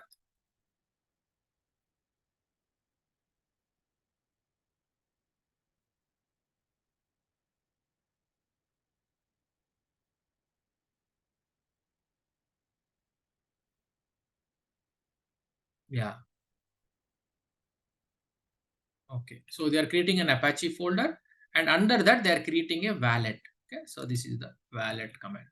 So every time, as I told you, every time you do, very important is it has to match with your certificates. It will match. It should match with your screenshots. Now you create a self-signed certificate. So my machine name is ERP12. Okay, so it means that global change. I practiced on ERP machine. I think I practiced in ERP machine. So now my current machine is so global change you do. All right. So now you can create a self-signed certificate. Everyone can practice this. So after creating this, what is the output? Okay, so see wallet, okay. Okay. So then you verify the wallet output. You verify the wallet output. It is showing ERP 112. Okay, just let me capture this screenshot because I think I have a little old some other server screenshot.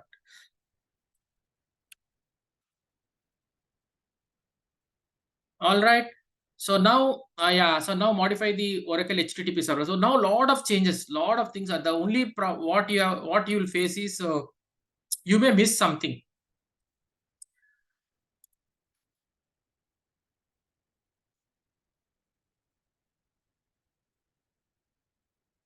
Take a backup of the existing files. Okay, you come to the default, take a backup.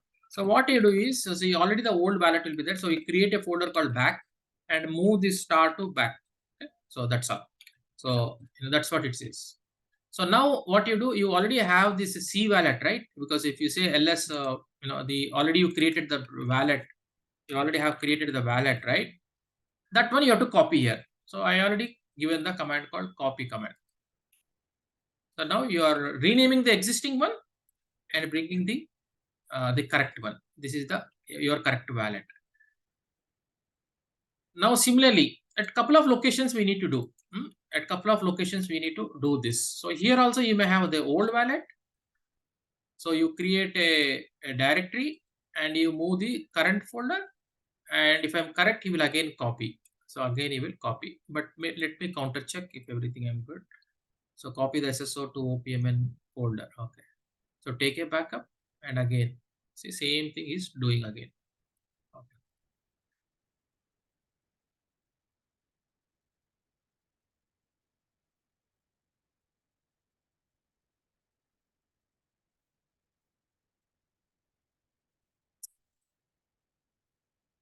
So just maybe something is missing. Okay, I think in the front copy should be there. And once it is completed, you just execute it and just check whether everything is good or not. Okay. And modify the next step or modify the XML file. So that is, there are few differences what as compared to SSL and TLS. So any changes you take, mostly with respect to Cypher. So there are few changes what we need to do with respect to Cypher to make it TLS configured. Okay, so see, I'm adding some extra Cypher, it has to be comfortable with TLS 1.0, 1.1, but these are all there in the documentation. Nothing, I'm not doing anything new. You can always cross verify the document. 1.2 is the latest, sir, or yeah, 1.2 is the latest. Yeah, 1.2 is the latest. Very carefully you have to do, because to troubleshoot,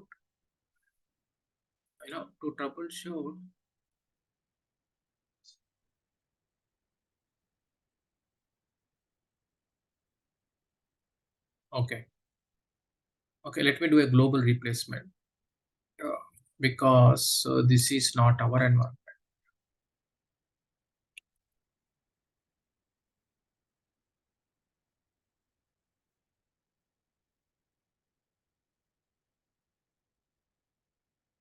The only thing is we need to be very patient. Yeah, I know this fellow will do like this.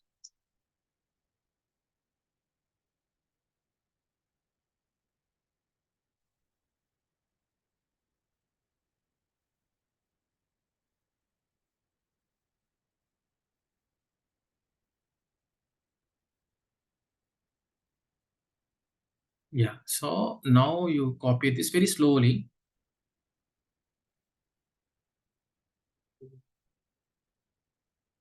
Copy this. Okay. So now the original one is there. Let it be. Below that you paste it.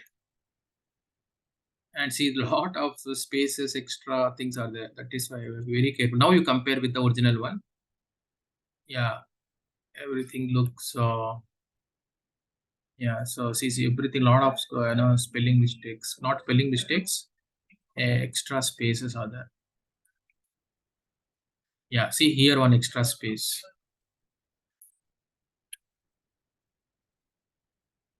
Okay, so now this one, see the path. First it is matching. Yeah, matching. Again, there is an extra space. And this TLS 1.0, 1.1, 1.2. And cipher also there is an extra space. Right, now this is correct, so you remove the old one. Yeah, and let us try if I can, I will just update it so that next time I will not have issues, hopefully. Okay, so that is the one. So next one, you need to update the admin XML file, admin configuration file. So for that, we need to go to one particular location, and there will be an admin file. So you make the copy, as always you have to make a copy of it, open that, and there are some changes what we need to do. All right, so here you need to check for SSL cipher.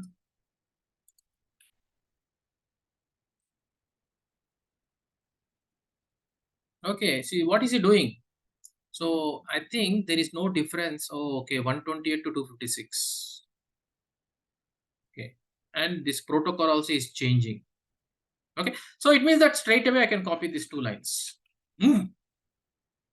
Yeah, so but before doing that, very careful. That's what, there are a lot of chances that you make a mistake. So first you make a copy, and then okay, there is no space issue. So now delete the lines and make it make your little formatted so that it comes to the real thing, and just next remove the next line. Save it. Okay, so this part is completed. Now it's telling start all the services. Sure, why is telling? Okay, take the backup of these files. Okay, but before doing that, we will take a backup of these files.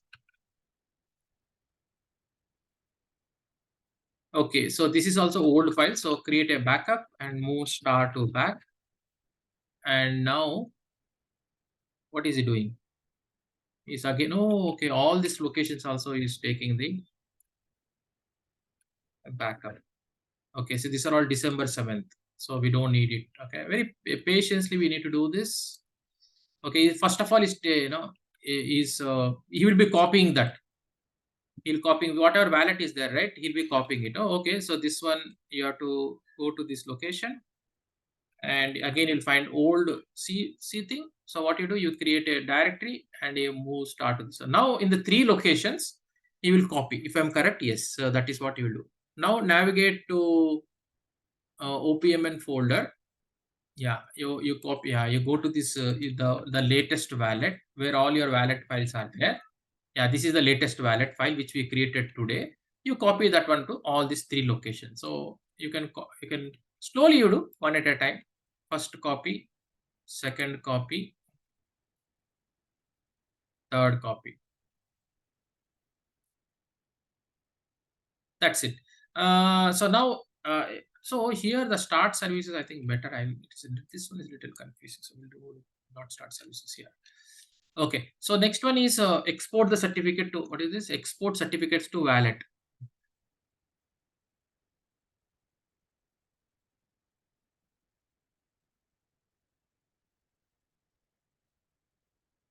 Okay. So here I have put the command. So in this case, these two are not required.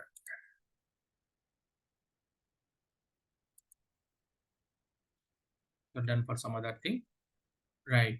Only that I need to see whether. Okay, I will do a global change. But this is not the correct path.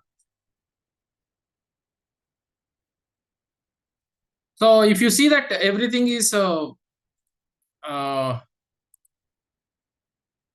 of manual things are there, but there is no choice. We just okay, here this is also wrong part.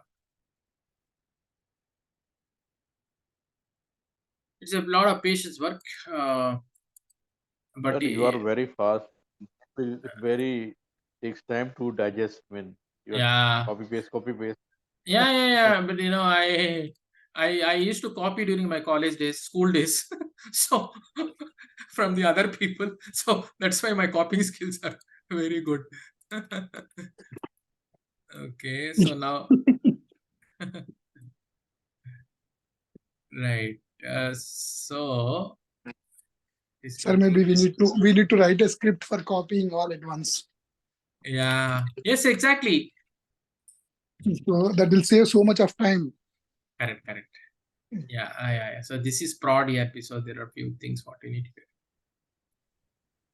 Wherever prod ERP is there, because this one actually I practiced in the one of the VM, and now all Hello, VMs. sir. Yeah. Sir, how about the cloning?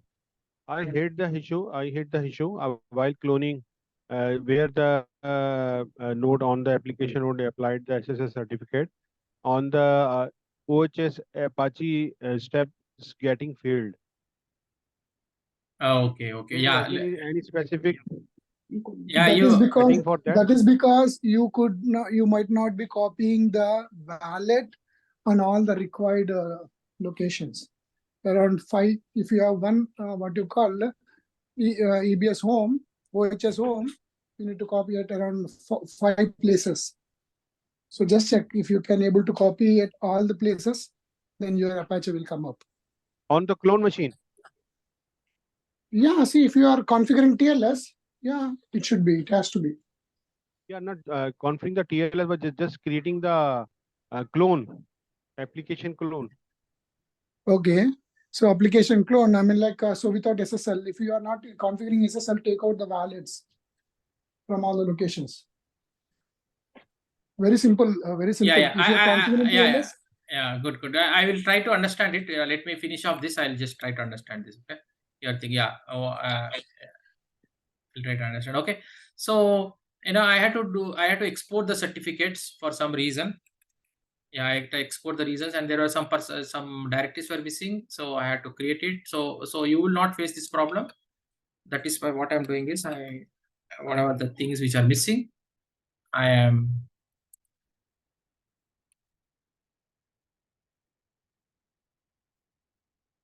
creating this directive. These directives are missing, so I made it. Okay, so exported the certificate. Now you'll see 2 certificates. Yes, FS2 is the run file system. mine is yeah. So please note that the self certificate, both user and trusted, will be same. Okay. All right. So now there is also update CA, CA certificate. Okay, and now take the backup of the CA certs. Okay, so now, he's copying that CRT files to this one.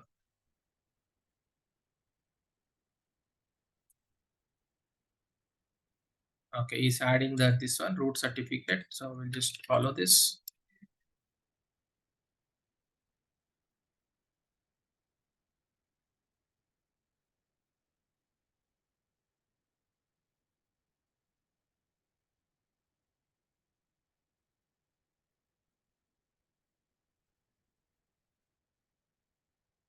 Yeah, these are the 2 files what is created.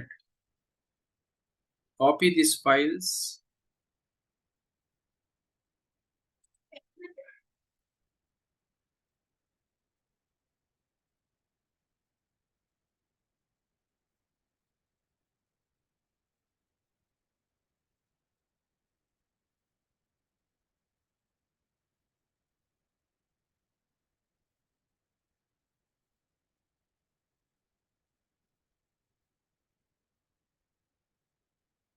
Yeah, I'll press the certificate. So this screen is very important for me.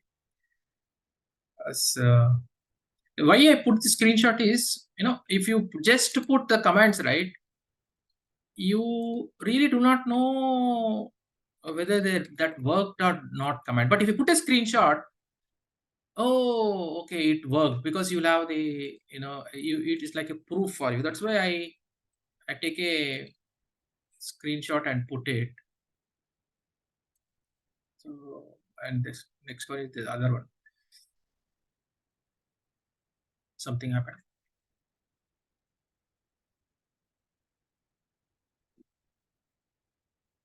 Copy, man. Why it is not copying?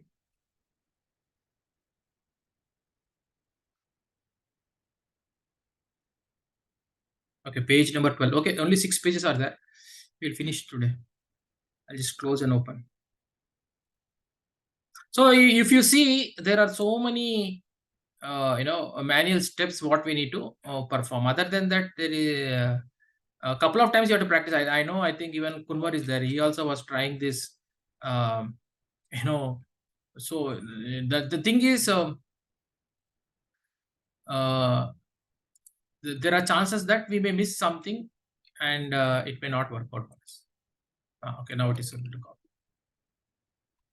Yeah, so this is also, that's all. So this is also completed. Now what is telling to do, we need to add the certificate to CSR to this one also. Okay, so no problem, we'll do that. Navigate to this one and run this certificate. Okay, yes. And also second one.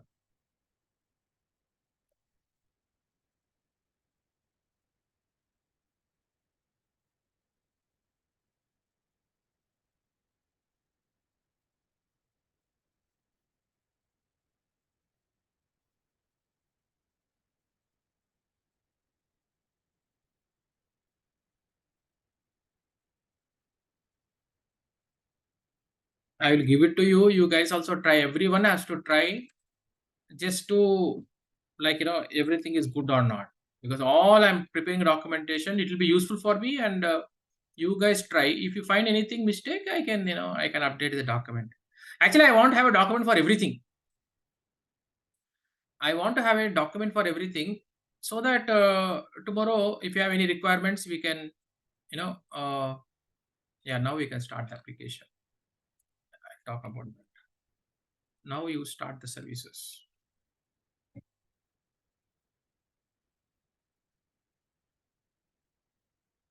Yeah, so now you go to Admin Scripts Home.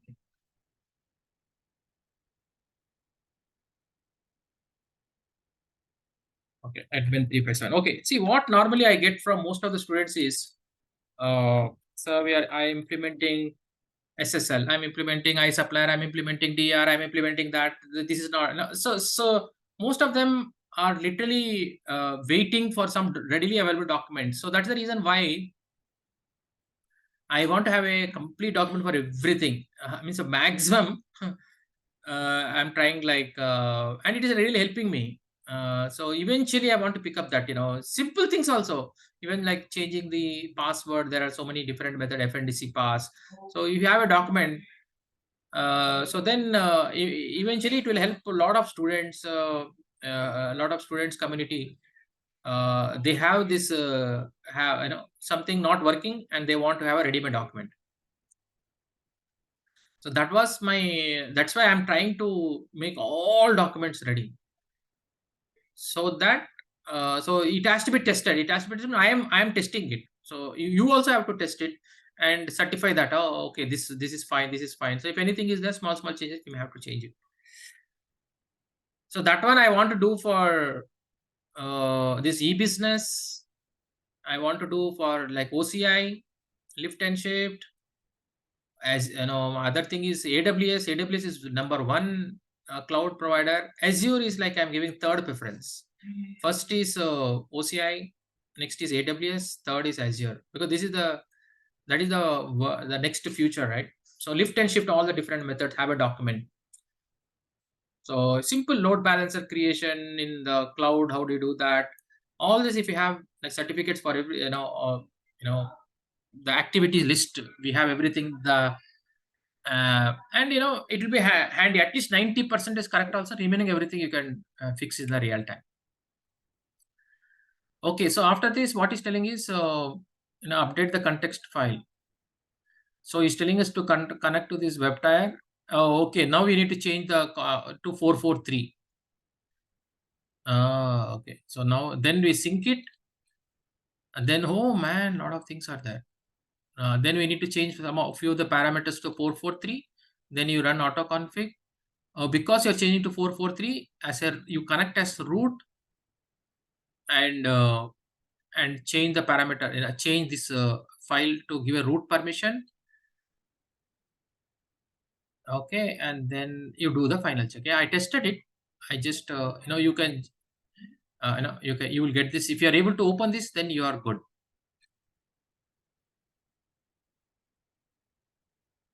Yeah, you can propagate the changes to patch file system either by running this command, or you can do fs clone. Yeah, all these commands they're using rsync, but you can use fs clone also. Yeah, they provide all the commands. Actually, I this is not my document. Some place I found a good document. Somebody has created this. I need to thank him.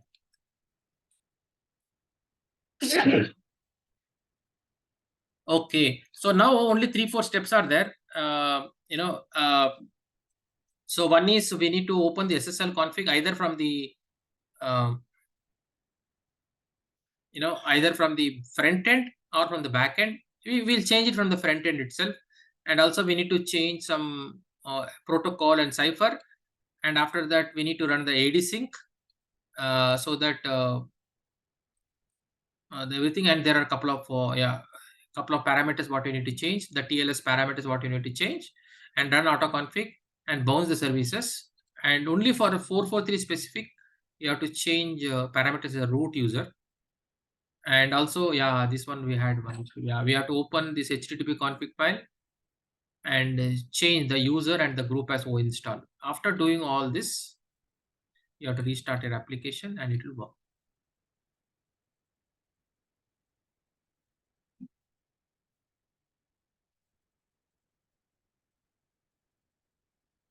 Okay, so these are the things.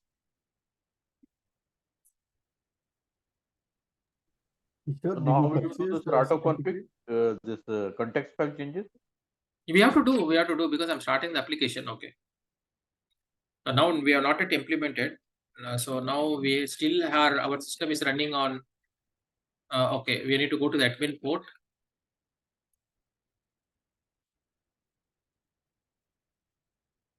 Okay, so what is our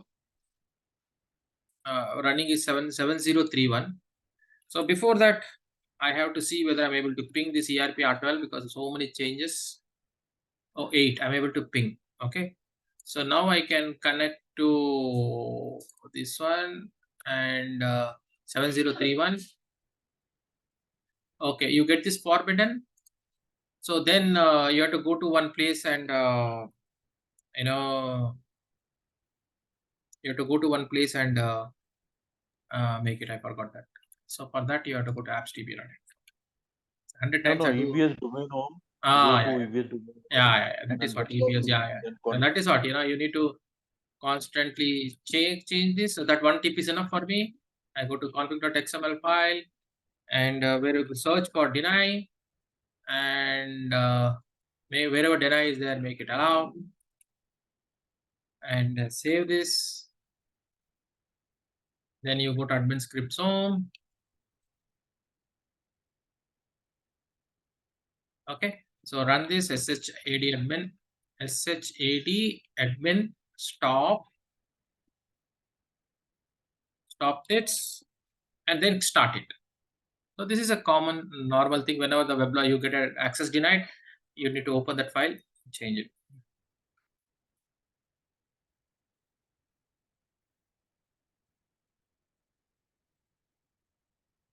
Okay, so you can change the SSL config from the backend also, or from front end also. That's what we are trying to do.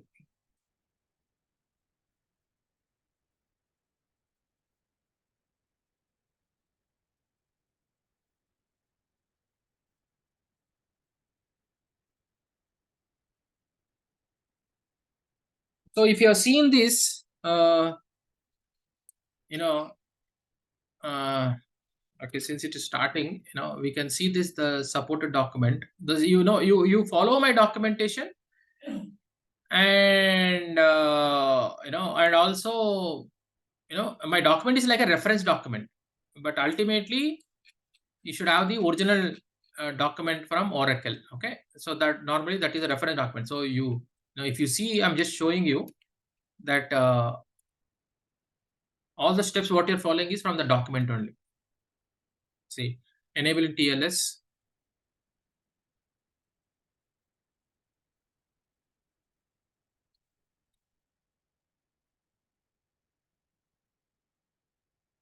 See, JDK version. See, the minimum JDK version should be so and so. See, upgrade the JDK version, upgrade Fusion, middleware, TXK patches. So all this, you have to follow this document, because this is the original. Because tomorrow, if you open an SR, right, you should have a supporting document. Actually, I should not So connect this to. TSK patches are now we not required. Huh? We already get patches. Yeah. EM. I need to connect to EM.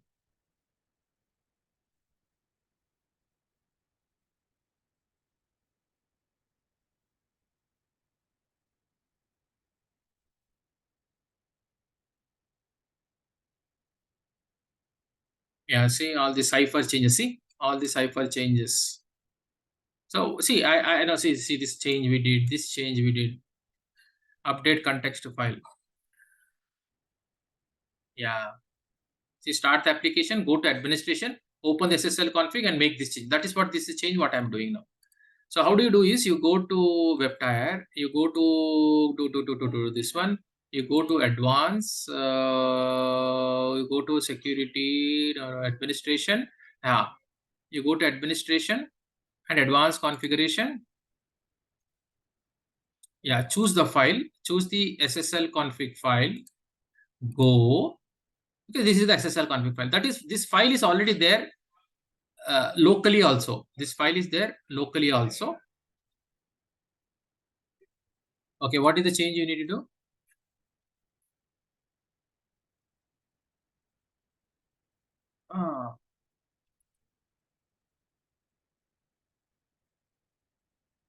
Okay, so yeah, there are a lot of chances that you may. I think last time I suffered a lot with this. Okay, this time I don't want to do any mistake. But before doing the change, right? What I want to do is I want to take a backup of this file. I have to take a backup because I know the suffering with this. I think it is.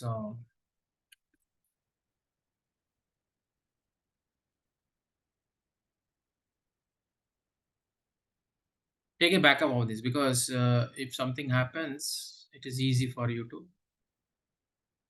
change. I think it should be this one.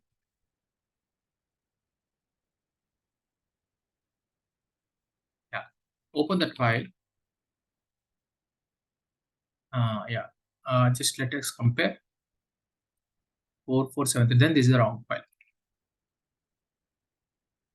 Getting that correct file. I think yeah, it will be OHS file. So I think if this is the correct file.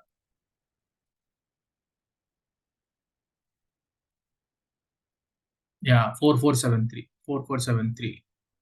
Yeah, this is the correct file. OSS model, correct. So what I want to do is I just want to take a backup, and when you change, right, this has to get updated. Then you understand that, oh, okay, whatever you're doing from the front end, that is getting updated. Okay, now slowly do the change. What is it telling? Update. Okay, virtual default port to 443. So what you do is you come to console.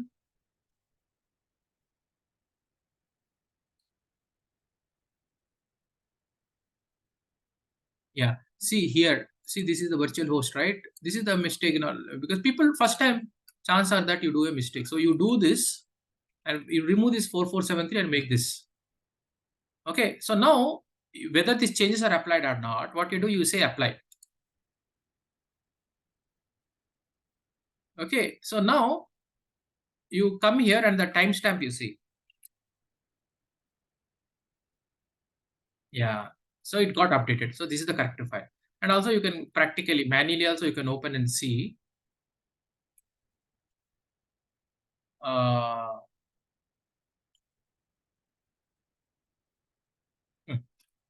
443, search for this. Yeah. See, that is the one. See, this is I did the mistake. That is why I'm showing you. So this was like 443. So that is the correct file. Again, you close it. What is the other change is telling to do? So yeah, update the SSL protocol. Okay. So this one I can just copy this and paste it. Update SSL protocol, right? So SSL protocol, search for that.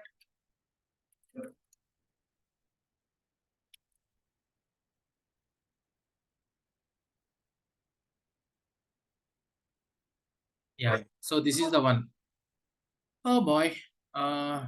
Yeah. So here you make an entry, make the change. So basically, now you can remove the line.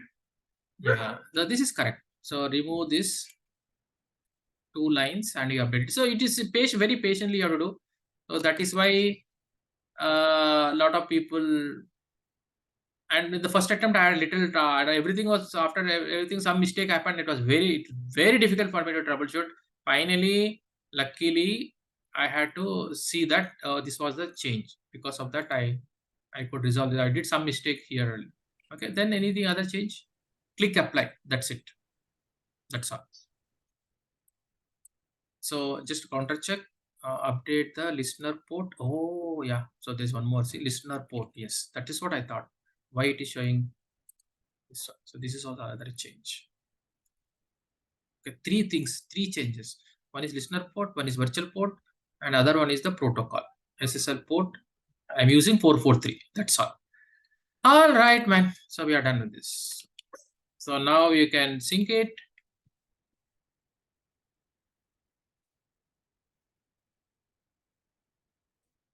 Yeah, it will do some syncing process. Okay, now you need to change all of this. Very patience work. This is again a patience work we have to do. Okay, what I'll do, little bit, since my I can use this one only. From the OEM console, it will be much easier. Okay, so because you're doing the change, so you identify your context file and copy this, make it original, because you're trying to change the context file, which is very dangerous. So, and you get the URL.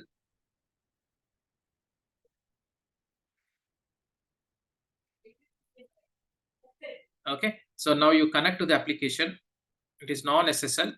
Yeah, these changes are completed. So now you can connect to sysadmin and do the changes.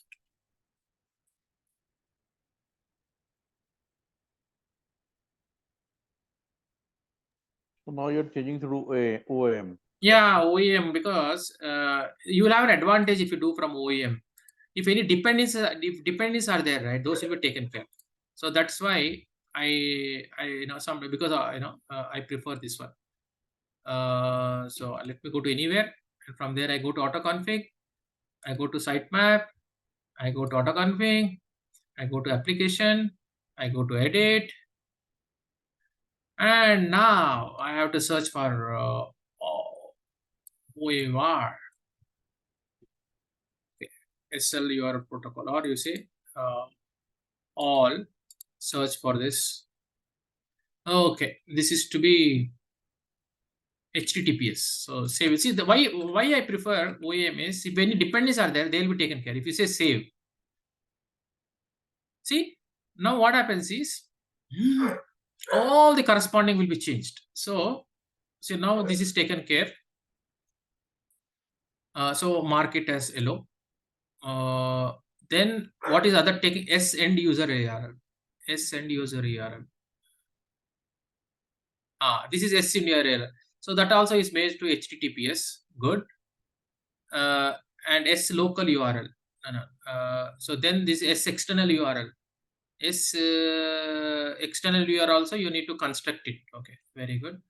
And this one, S web port is HTTP also. This is on HTTP. So now what you do? That is advantage you get it. But we have to do one more change. 443 we need to change. But we will save at this point of time. changed HTTP to HTTPS. So now you say okay. Okay, so that is the first parameter. So now this one is already changed. Yeah, S active port is 443. So now what you do, you search for okay, and you search for all, and you search for this and change this one to 443. So now it will construct it. Now you say save. See, all has been constructed for you. See, this is now correct, looking very good. Now you say save. So updated, updated 8010 to 4443. So just whatever comment you want to give, you can give it. So okay, right? So now WebSSL port. So search for this WebSSL port 443. Good, completed. Okay. Finally, we do the counter. Final check we'll do. Okay. So now this is the port. SSL listener port is 443. Correct. Login page. Okay. Go. Login page is constructed correctly. External URL. Go. Now everything is good. All is looking good. Okay. So we are good now. So now we can run the autoconfig. So for that, first we need to shut down the application. So I go to admin script zone.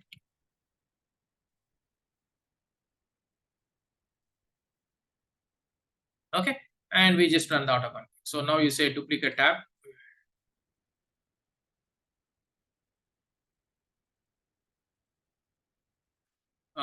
Connect to that machine or a QA.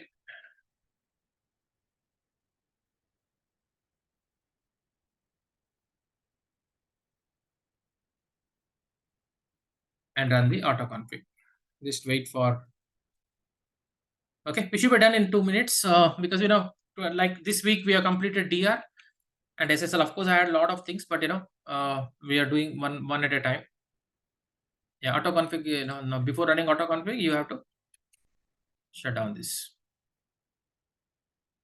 This one everyone can practice. You don't need a. I am practicing even the original certificate, the real time certificate also, and yeah, I can provide the document for real time certificate because I prepared a Udemy course. Like if a real time GoDaddy certificate, yeah. So this is like I only prepared this. Like how do you purchase a certificate from GoDaddy? Like using a OWM. This is like a real time certificate. You can use this one if how to do that and how to purchase a GoDaddy certificate. Yeah, so submit the certificate. You can, at that time it was very cheap, like 449 rupees. It was easy for me to purchase. So I have both, one for people who who don't want to purchase certificate, one for the people who are really in a real-time company. I'll share both of them. You can try that. Steps are same, sir, both? Little bit different are there. Because here we are using a self-signed certificate. Most of the steps are correct. Most of the steps are similar, but there will be a few changes, right? Because that is a original certificate. This is self-signed certificate. But if you practice this, you will get an idea. You'll get an idea how the context file changes and all the file changes are same. Only the change is the self-signed certificate. That is a real-time certificate. And the Udemy, sir, same TLS, huh? Yeah, TLS only. Yeah, I followed the same document. Now the Udemy course, now it's not there, but I prepared that for that. All right. So it is getting executed and I need to run as a root user. I have to do one change, but I don't want to take any chances. Let the autoconfig complete successfully.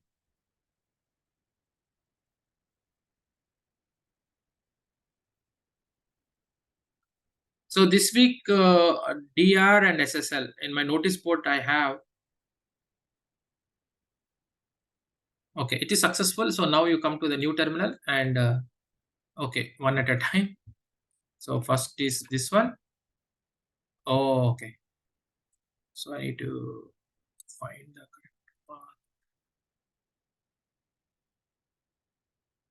path. As a root user only you have to do this one.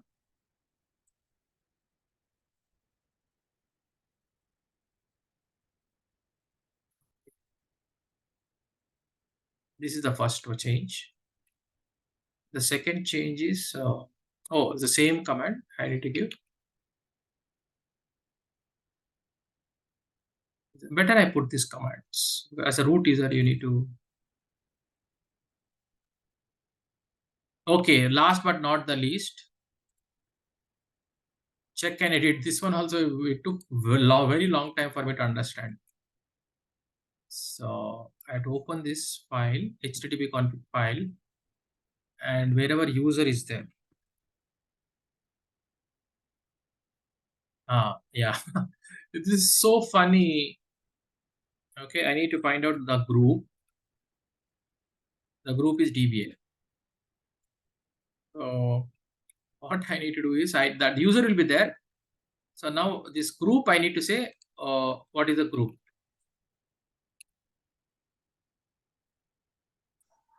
So I had what to will happen if you do not mention the group over here? Like, are we getting any issues? Yeah, I had issue. That is what, then they told that, Oh. then they told that you need to make this change. Yeah. If that is the case, when we are doing a clone, for every clone, maybe we need to update that according to that instance. Yeah.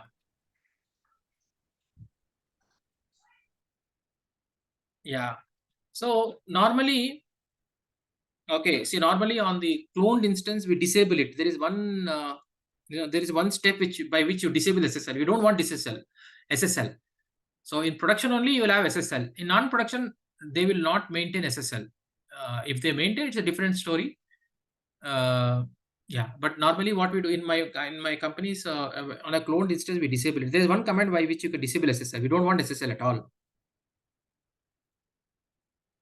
In single command, we can, like disable all SSL on that instance, sir. Yeah, I have. Okay, let me take that. Our client, that So client. maybe someone was asking us right now. So yeah, you can take a look into this.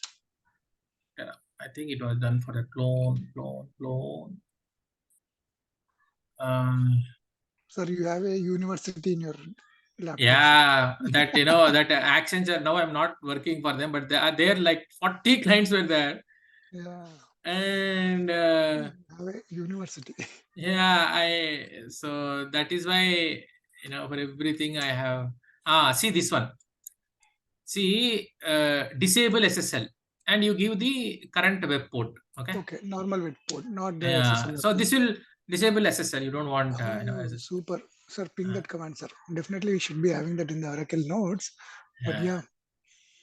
So it will update the context file in the context file and also in the configuration files. Right. So this will, after that you need to run. It will run autoconfig for you. It will run autoconfig for you. Oh, it will only. Oh, what an super. Yeah. So this one in all the cloned instances. Once clone finish, then we will run. Yeah. After the clone, on the cloned instance, see on the on the cloned instance only we'll run this. This was like production to test. Production to test. After the post clone steps, because it is SSO enabled, so we don't want SSO in the, so we remove the references SSO. So we don't want SSL. So that is why you remove the SSL. So we had load balancer in the, we had load balancer in the production, but in the test we don't want, we don't want. So that is why we need to add this SSL, enabled SSL telemeter hash command. So like that, a few small things we need to be careful when we do this.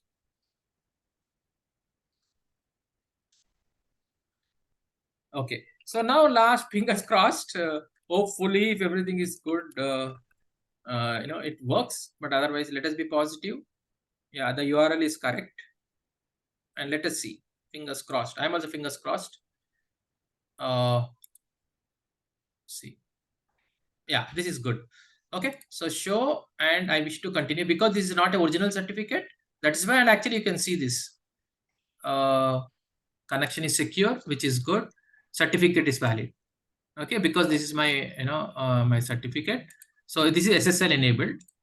Now you say okay, and I wish to continue. In a real time, you may not get this. See, This is 443. Hey, good. That is some, I could show you an SSL configured machine. A successful SSL configuration. Yeah. Yeah. So this is that is what is SSL configuration. So I'll share It is this. so tricky and challenging, sir, actually. That's what minor errors. This load balancer, SSL, there are chances that we manual mistakes. I did all these mistakes, especially changing the SSL config file. I had a lot of mistakes I did. Even that user config also took a long time to troubleshoot it. Then I Googled it and somebody has explained me, oh boss, you need to do this change. Okay. And today I learned something today. It's like we need to also update the username and the group name in Group the name HTTP also. config. Yeah, and HTTP config. We never file, used to bother about that. Okay. Yes. But even a small change, mismatch in the port number also, you will be having a lot of challenges. You know, the thing is, if you do a mistake, you suffer more. Yes. So why do you want to do a mistake? So I tell 100 times to everybody. Sometimes I also do. Hey, okay, but again you run autoconfig. Again it doesn't come up. So that is why you have to keep. That's what I told you, right? I want to have a documentation for everything, like whatever is possible. So that tomorrow, if anything comes up, okay, boss, this is the command. It will be useful for me. It will be useful for students also. Okay, so that's all pretty much I have. So anything you put, I think Kunwar also was telling something. You put everything in WhatsApp. I will try to troubleshoot that. Okay, but I'm done for today. We'll catch up tomorrow. Bye, guys. Have a nice weekend. Oh, thank you, sir. Have a great Sunday. Rest of the Bye. week. Yeah, Bye. Thank you, sir. Thank you.